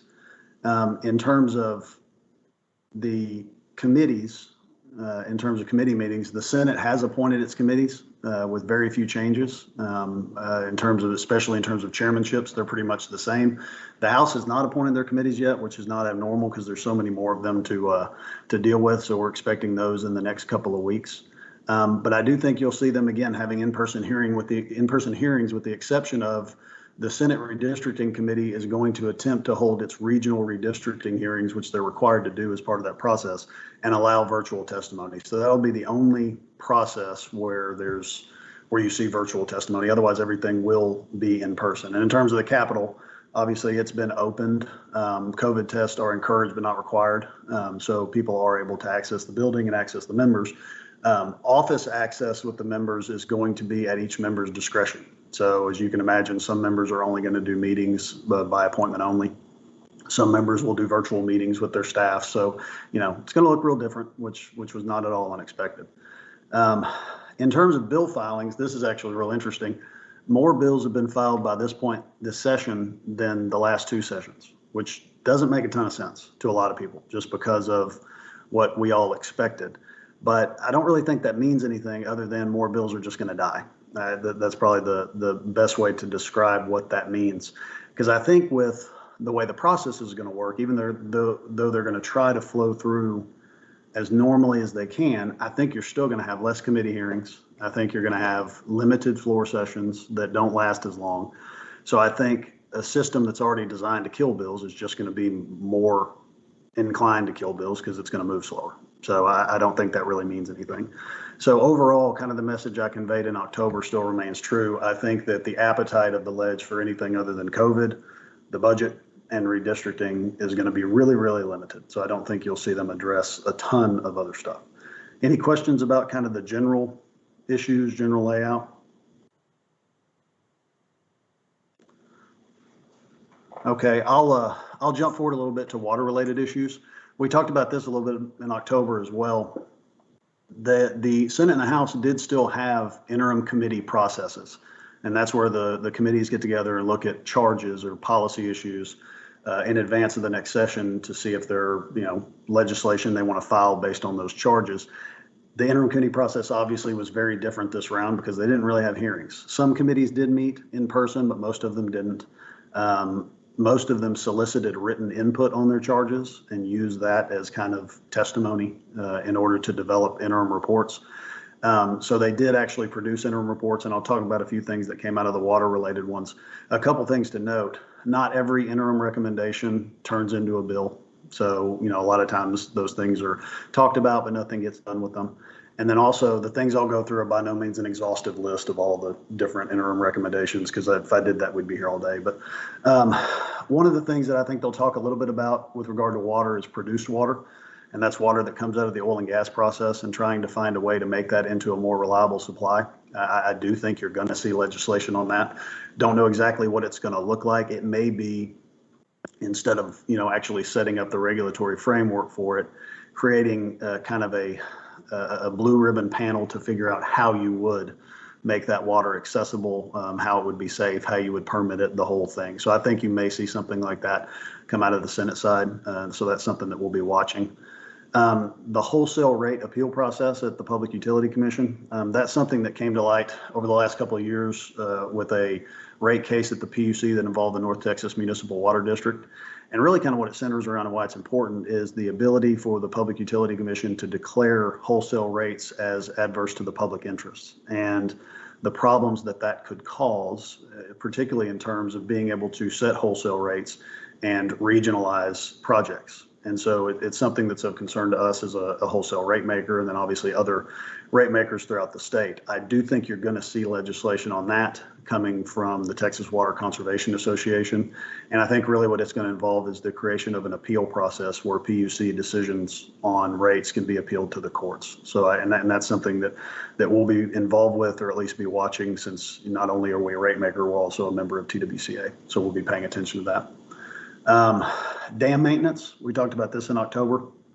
I would tell you that prior to COVID, I think the dam maintenance discussions might have involved the possibility for state funding. Given the budget picture, I don't think that's going to be the case this time around. I think that dam maintenance will revolve more around oversight and creating additional oversight for those that operate dams and maintain them.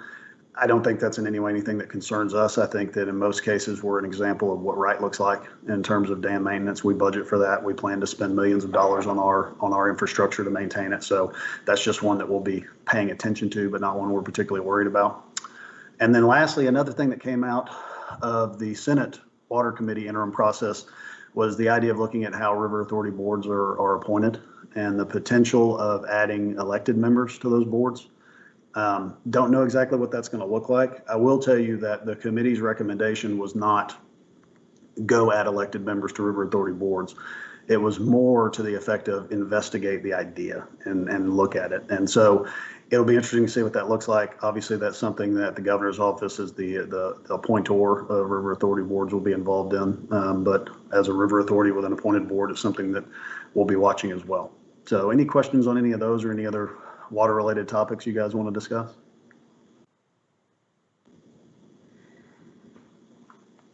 Matt, I don't see any questions there. Okay. So if you want to. And then lastly, BRA specific, and this is what I'll finish with. Obviously, the biggest issue that we're going to have is our sunset bill. Out of the sunset report, there's going to be a piece of legislation that includes the 5 legislative recommendations that Sunset had for us. As you all know, most of those 5 things, like allowing public testimony at board meetings, conducting board member training, things like that, we are already doing and have been doing for years. Sunset just has a practice of putting those in the enabling legislation for entities they review. So it's just an across the board thing, just gives it the weight of law. And so that's why they put it in there.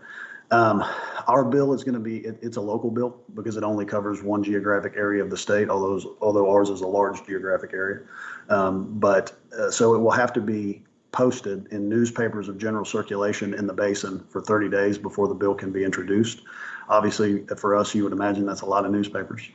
So that process is currently ongoing. I think they're in the process of getting the postings together. I would anticipate that our bill, which is in draft right now, won't be able to be filed until at the earliest late February, but probably not until early March. That's okay because since it's a local bill, it's not subject to the filing deadlines that other non-local bills have to deal with. So we have more time.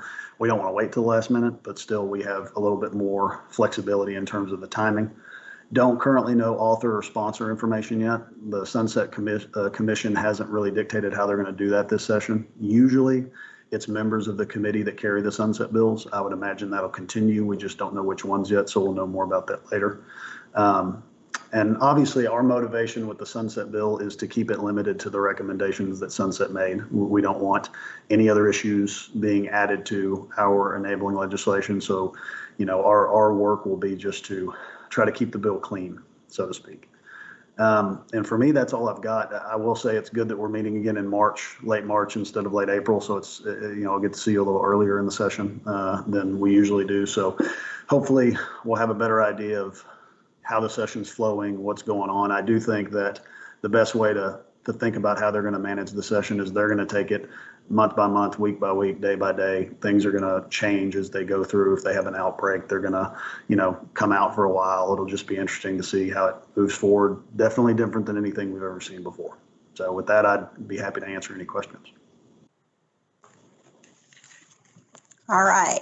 I don't see any hands for any questions. Thank you, Matt. We will move on to agenda item number 11, discussion and possible action on Lower Brazos Regional Flood Planning Group sponsorship designation by Aaron Abel, Water Services Manager. Aaron? Good morning, Madam Chair, Directors. Hopefully you can see my slides. There's just a handful of slides we have today. The item before you requests several action items to support the regional flood planning activities within the basin. We're requesting authorization to accept the sponsor designation of the Lower Brazos Regional Flood Planning Group to enter into and execute a regional flood planning contract with the Texas Water Development Board in order to accept funds to support the regional flood planning activities. And then authorization to negotiate and execute a professional services agreement with a technical consultant on behalf of the Lower Brazos Regional Flood Planning Group. And that's in order to prepare the initial Lower Brazos Regional Flood Plan that's required to be completed by January 2023. Furthermore, we're also requesting authorization and approval of amendments to the fiscal year 2021 operating budget to support the Lower Brazos Regional Flood Planning Group activities. It should be noted that these amendments to the FY 2021 budget will not impact the system rate, as grant funding revenue will cover the anticipated costs of regional flood planning activities. Just a little bit of background as far as the regional flood planning processes. The 86th Texas legislature in 2019 directed the Texas Water Development Board to administer a state and regional flood planning process with flood regions or flood planning regions based on river basins. Through a stakeholder-driven process, the Texas Water Development Board collected information on the proposed boundaries of the regional flood planning areas and then the proposed flood planning rules. And I'll advance the slide here. In March of 2020, the Texas Water Development Board adopted boundaries of the regional flood planning regions, which split the Brazos River Basin into two regions. The Upper Brazos Regional Flood Planning Group, which is Region 7, which extends from just upstream of Possum Kingdom Reservoir to the Texas-New Mexico border. And then the Lower Brazos Regional Flood Planning Group, which is Region H, and that extends just northwest of PK down to the Gulf Coast. And you can see in this slide here, this map slide, the upper part is in this brown shaded region, but what we're talking about today is the Lower Brazos Regional Flood Planning Group. And you can see that our three reservoirs that we own and operate, and then the core reservoirs that we have storage contracts and water rights in, also all included into this Lower Brazos Regional Flood Planning area. The flood planning legislation and Texas Water Development rules for the state and regional flood planning process contemplated political subdivisions like river authorities to serve as sponsors and administrative agents to the regional flood planning groups. The state and regional flood planning rules and the structure of the actual process is modeled after the Texas Water Development Board state and regional water planning process. that's operated over the last 20 plus years to plan for future water supply projects. They recognize that process is a good process as far as a bottom-up approach, and are running with that, and that's what the flood planning rules are based upon.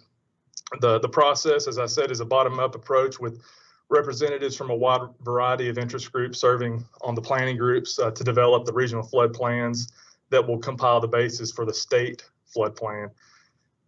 BRA has been the sponsor and administrative agent for the Brazos G Regional Water Planning Group since the inception of regional and state water planning processes began in the late 90s, early 2000s. So this is not a new process for BRA. Typically, the regional flood planning groups will have 5 years to complete their respective regional flood plans, but due to the timing of the formation of the regional flood planning groups in this initial cycle, the groups are only going to have about 2 years to complete the initial regional flood plans. The regional flood planning groups are responsible for developing, obviously, the regional flood plan for their respective region, which requires analyzing flood risk across the regions and evaluating potential strategies and recommendations to mitigate those flood impacts. So ultimately, a list of recommended potentially feasible flood mitigation projects or strategies will be could be implemented within each region is developed along with an analysis of impacts on water supply. So in this initial cycle with a constrained timeline, the regional flood plans will focus mainly on evaluating flood risk and identifying areas where flood mitigation should be focused in this 2-year period. The first meetings of the 15 regional flood planning groups in the state were held in late October to early November of last year, just right after our October board meeting. On October 30th, 2020, the Lower Brazos Regional Flood Planning Group selected BRA to be the sponsor for that particular group. Acting as a sponsor or administrative agent on behalf of the Lower Brazos Regional Flood Planning Group, the BRA would be responsible for applying for grant funding on behalf of the Regional Flood Planning Group, entering into and managing a regional flood planning contract with the Texas Water Development Board, procuring and managing technical consultants on behalf of the Lower Brazos Regional Flood Planning Group, and then serving as administrative agent by organizing meetings, public notices, agendas, meeting presentations, et cetera. Up to $1,485,500 in grant funds is available from the Texas Water Development Board for the regional flood planning activities with the Lower Brazos Regional Flood Planning Group. As a designated sponsor for the Lower Brazos, BRA would execute in the regional flood planning contract that would provide a vehicle to allow BRA to receive the grant funds from the Texas Water Development Board and support that first cycle of regional flood planning activities on behalf of that region. The regional flood planning contracts are anticipated to be executed by the Texas Water Development Board and the sponsors by the end of March. And then the Lower Brazos Regional Flood Planning Group will be responsible for selecting a technical consultant to develop the necessary information for the first Lower Brazos Regional Flood Plan.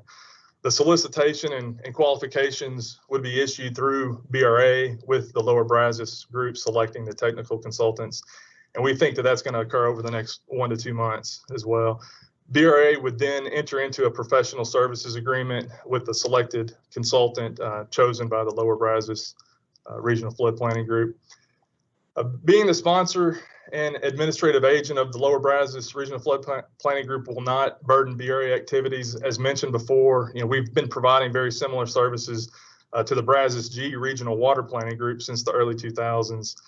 And, over the last 20 or so years, we've contributed on the order of a little over $11,000 per year of in-kind services for the Brazos G Regional Water Planning Group to help facilitate those activities. And as I said, that's the process that the regional flood planning activities are modeled upon. We have dedicated staff to facilitate the activities to support the Lower Brazos Regional Flood Planning Group. And as mentioned before, the BRA system of reservoirs and most of our BRA customers are located within this Lower Brazos Regional Flood Planning Group area. Additionally, it's important that BRA be involved in the flood planning process as potential flood mitigation projects recommended by the regional flood planning groups may provide opportunities to support or to develop water supply in addition to mitigate flooding in the region.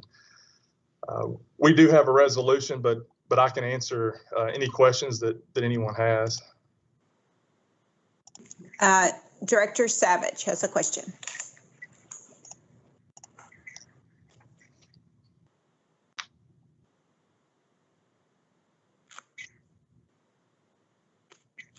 Director Savage, did you have a question?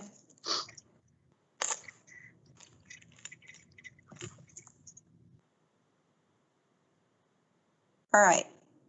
I see somebody's hand, but I don't see a person. Did somebody have a question for Aaron? All right, Aaron, go ahead and read the resolution.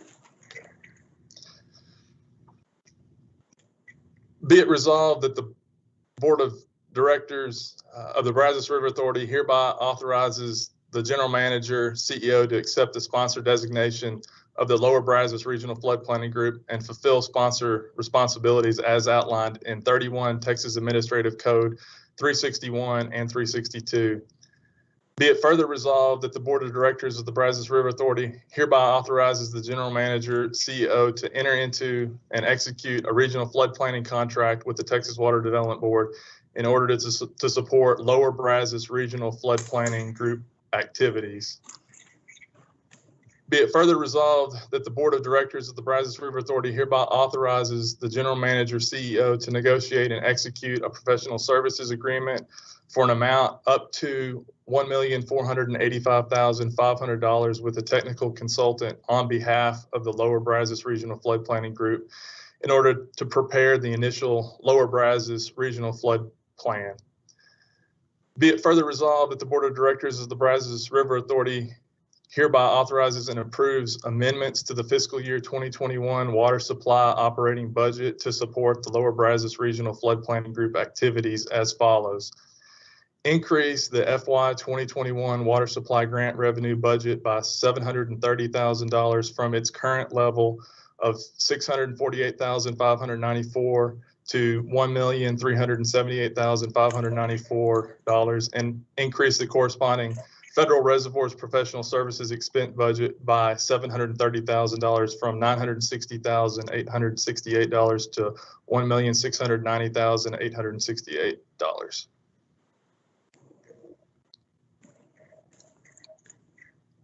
We have heard the reading of the resolution. Is there a motion to adopt? Director Wilson moves. Director Crone seconds. A motion has been made by Director Wilson and a second made by Director Crone. Please poll the board. Officer Flores, Yes. Director Tallis, Yes. Director Taylor, Yes. Director Abraham, Director Boren, Director Fernandez, Yes. Director Henderson, Yes. Director Huber, Yes. Director Crone, Yes. Director LaChance, Yes. Director Lattimore, Director Leslie, Yes. Director Lloyd, Yes. Director Luton, Yes. Director Rankin, Yes. Director Sanderson, You're about to come to you. Huh? You're about to come to you. Already done it. No, I'm sorry. Director Savage, Director Smith, Yes. I need one more of these eggs. No, I'm not. Director Wilson, Yes. You'll get my wall. Director Yancey, Yes. I'd like to remind all directors to please mute your phone when you are not speaking. Thank you. Moving on to agenda item number 12, discussion and possible action on two-slip Boathouse at Lake Granbury. Trade in by David Thompson, Chief Financial Officer. And once again, please mute your phones. Make sure your phones are on mute. Thank you. Okay, I assume everybody can see the slides. Yes, thank you. All righty. Just a reminder that I'm sure you remember on surplus properties, whenever we're trying to dispose of properties that we no longer can, is cost effective to repair, we no longer need, or it's just not in working conditions, we're required by state statutes to bring it to the board for approval. Also in the asset management procedure is a trade-in procedure, and that is another way of getting rid of properties. But again, it still requires the board approval. We have a 25-year-old two-slip boat at Lake Granbury that is heavily corroded and is in need of replacement. Now, the boathouse itself is located on the lake here, and it's too large to move under the dam to move it out to where we could probably take it somewhere else. Demolition is not possible because it has blown-in styrofoam. So the only alternative we have is basically having a contractor come in and dismantle the boathouse itself. And we do plan to go out for solicitation, and we would like to be allowed to do the trade-in to where the contractor would come in and disable it and take the boathouse off the lake. The FY 2021 budget is $350,000. And if there's not any questions, I'd like to see if we can get the board to approve to allow us to do the trade-in. Are there any questions for David Thompson? I do not see any questions. Please read the resolution. Thank you.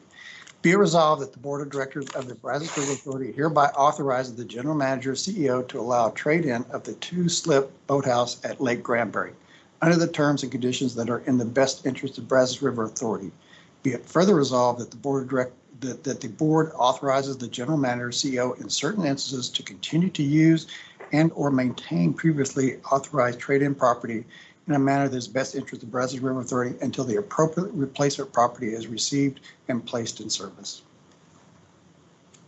You've heard the reading of the resolution. Is there a motion to adopt? Director Henderson, and I move to adopt. Director Huber, second. A motion was made by Director Henderson and a second by Director Huber. Please poll the board. Presiding Officer Flores, Yes. Director Tallis, Yes. Director Taylor, Yes. Director Fernandez, Yes. Director Henderson, Yes. Director Huber, Yes. Director Crone, Yes. Director LaChance, Yes. Director Lattimore, Director Leslie. Oh, Yes. Okay. Yes. Sorry about that, Director Lattimore. So that was a yes. Director Leslie, Yes. Director Lloyd, Yes. Director Luton, Yes. Director Sanderson, Yes. Director Rankin, Yes. Director Savage,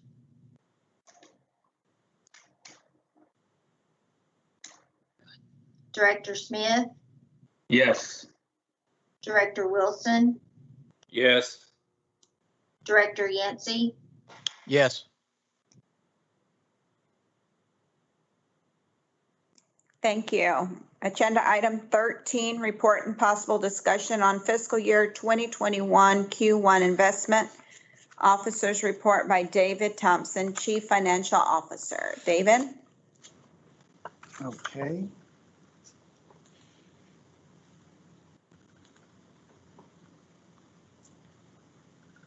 All righty, and this is our required by Public Funds Investment Act that I bring to the board every quarter, our investment portfolio. This is a 2-year trend. We ended the quarter at $158 million of investments. This is the blocks of investments we have, and we made these blocks of investments based on our cash flow needs or potential cash flow needs, but also looking at the large amount of yield that we can get off these investments. As a reminder, all investments are 100% collateralized. Right now, we're averaging around 85 basis points or 0.85%. And you can see also that the Texas pool and the 6-month rolling treasuries are much lower than that. So with that, are there any questions? I see no questions. Thank you. Okay.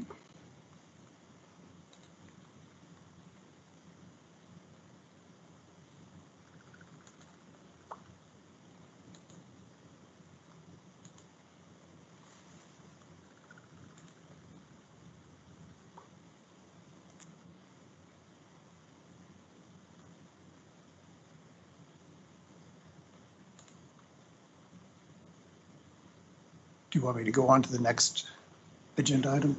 Go right ahead. Okay, thanks. Again, this is our first quarter budget report. And there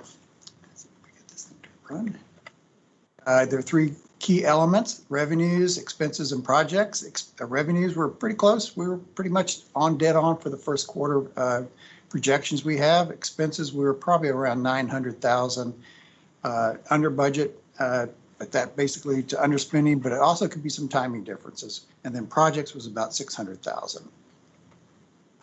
The only key item here is the fact is the majority of our revenue or contracts of our water supply contracts we get in the first quarter. And this is basically how we spent the money in the first quarter. Are there any questions?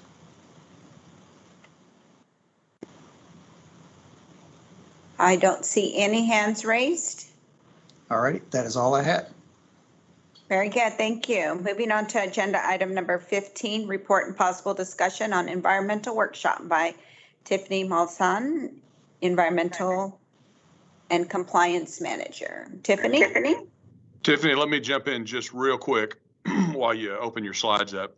BRA is really blessed to have a leading expert in the environmental world, in the river authority world as well, in Tiffany. And she does an outstanding job. And we spend a lot of time strategizing and planning on where the authority needs to go in future to make sure that we're protecting our water quality and the product that we have and our responsibilities to the state of Texas. So one of the things that you're going to see going forward with our board meetings is to end some of our board meetings, we're going to recommend that we have some workshops where we take a little bit of time and walk you through some of the ideas that we have, plans that we have for our future. And I asked Tiffany to do that today.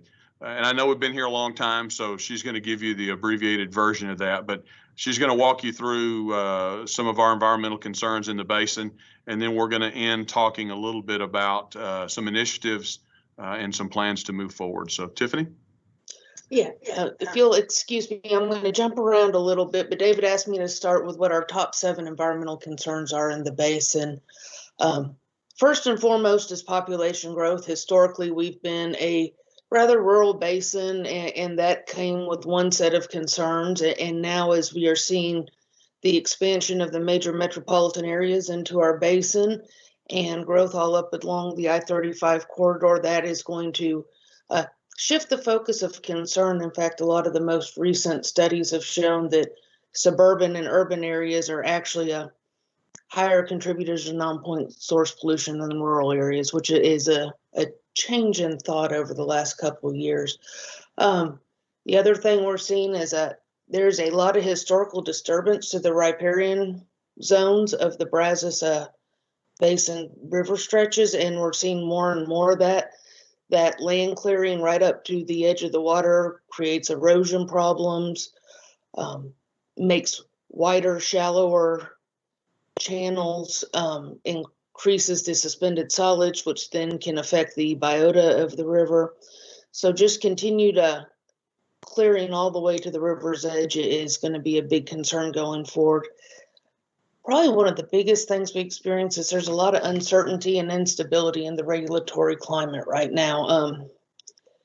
Just in the last 5 years, I think I've written almost a bi-monthly update on the waters of the United States, saga that is ongoing as far as, that has big implications to us for major projects like the Boathouse pipeline, Allen's Creek, and the fact that there's just a constant back and forth and changing, and there's very little uncertainty, and it doesn't appear to have any chance of being real stable anytime soon. So we can probably anticipate a lot of stops and starts and changes in directions as we move forward with some of these larger projects that are going to require extensive federal permitting.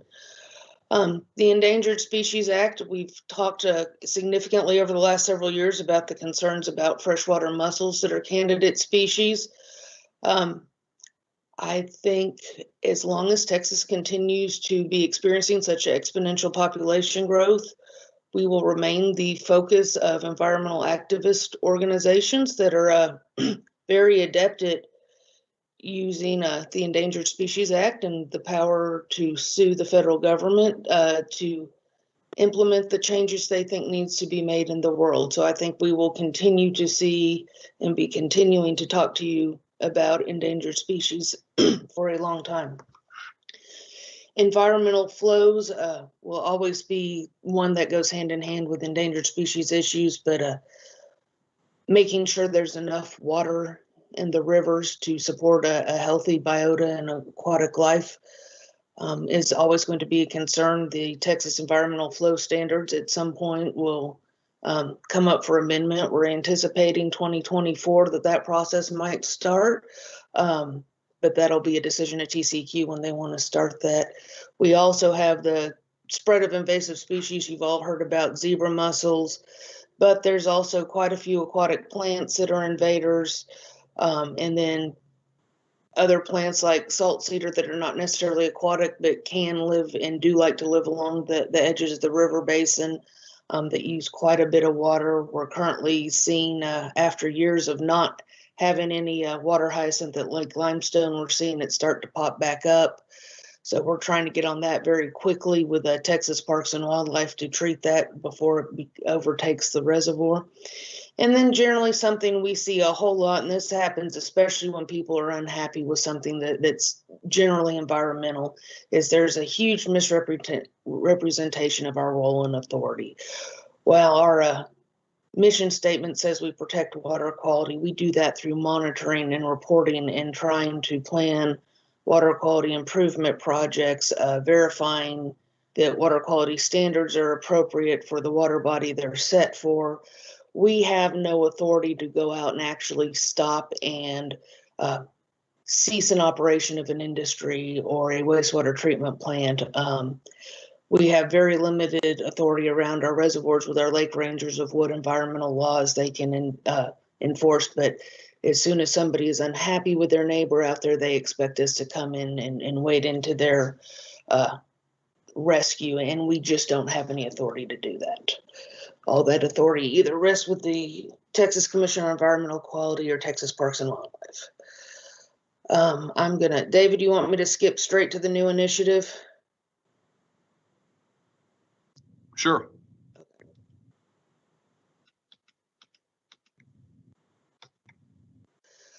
Something David asked me to work on for FY 2020 is to create an extensive water quality monitoring program for our 3 reservoirs. We're experiencing a lot of development around them, even Lake Limestone, which has traditionally been safe and excluded from that rapid development. They're starting to get interest as other reservoirs in the state start to fill up and become fully developed. So in this new effort, we're going to focus on nutrients, bacteria, and suspended solids. Those are the 3 items we see most frequently as issues of concern with new development and expanding urbanization. We will be including items in the FY 2022 operating budget to cover this. Here's proposed monitoring stations on Possum Kingdom. The red are the stations we do that are our long-term water quality monitoring spots, and then yellows will be the new ones that are added. I worked with each lake office to identify areas where they see expansion and development and growth or know of things coming in. Here's Lake Granbury. in Lake Limestone. And we do have some issues and concerns with adding that additional amount of effort, in that right now the current level of aquatic scientists and laboratory analysts we have are working at maximum capacity.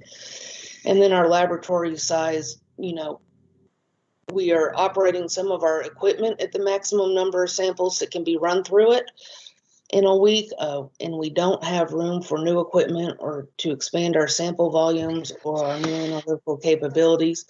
So a lot of these new analyses and new samples that we're going to take on will have to be shipped out to contract labs until we can remedy our equipment limitations. So that's pretty much it. That is a much reduced from what I had originally planned to present. So if there's any questions, I'll be happy to answer it. So really, well, oh, I'm sorry, go ahead. My bad. What's the plan to increase your lab size and your ability to do that stuff in-house?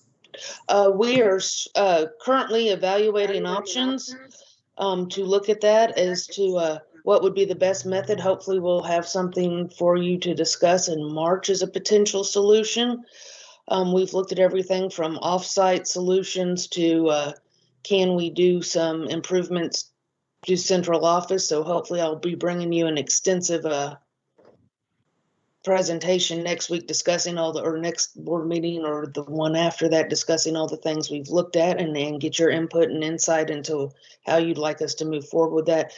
The one issue we've had with the contract labs is that the Clean Rivers program and surface water quality monitoring in general has very tight and intense quality control standards that we have to meet. That, and this will sound funny, and it's something that still makes me scratch my head to this day, drinking water laboratories and wastewater laboratories and people servicing those industries don't have near the quality control requirements we have to meet.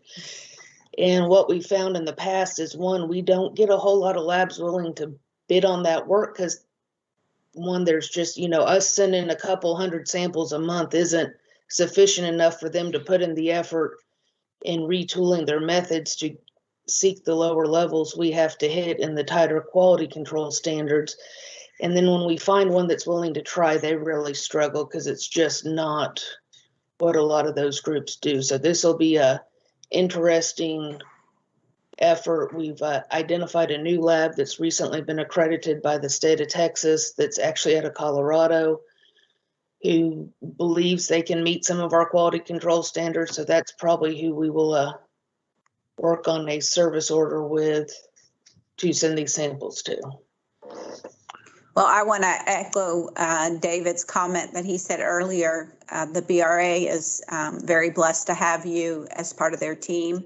And I know that every time you have made presentations, they're very thorough and easy to follow, and you do a very good job of explaining to the board what your role is to making sure that we stay on track with our mission. Director Huber has a question. Yes, sir. Yes, Tiffany, thanks for your report. And question for you or for David. Seems like I remember several years ago on the board, there was a proposal to build a new lab down at the central office, a larger lab. Is that still in the works or still on? That's one of the options that we've looked at. But quite candidly, we're also looking at what post-COVID work is going to be like, and spacing and office, and you've heard me talk about growth. And what we're trying to do is put the final vision on the office space that we're going to need for the entire BRA. So yeah, Tiffany started a year or so ago working to look at what the cost would be, actually pre-COVID, what it would be to build a new laboratory and take some of our central office employees to that new location. COVID has kind of changed that focus because we're beginning to realize that there are some significant benefits to not having everybody housed in an office space all of the time. So it creates some opportunities for what we're going to do, what we're going to propose to do with the central office. And that may be including expanding our laboratory here but we're trying to get our hands around what that cost would look like for all of those different options. Maybe have a lab in Tiffany's garage and several other people's garages and, spread them out or something. I don't know. Thanks for your answers. Yep. We're Director already Savage has spread a out question. all over town. Director Savage has a question. Yes, sir. Yes, sir.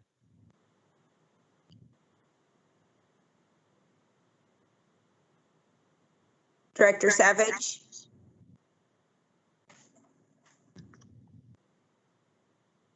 Okay, anybody else have any questions for Tiffany? All right.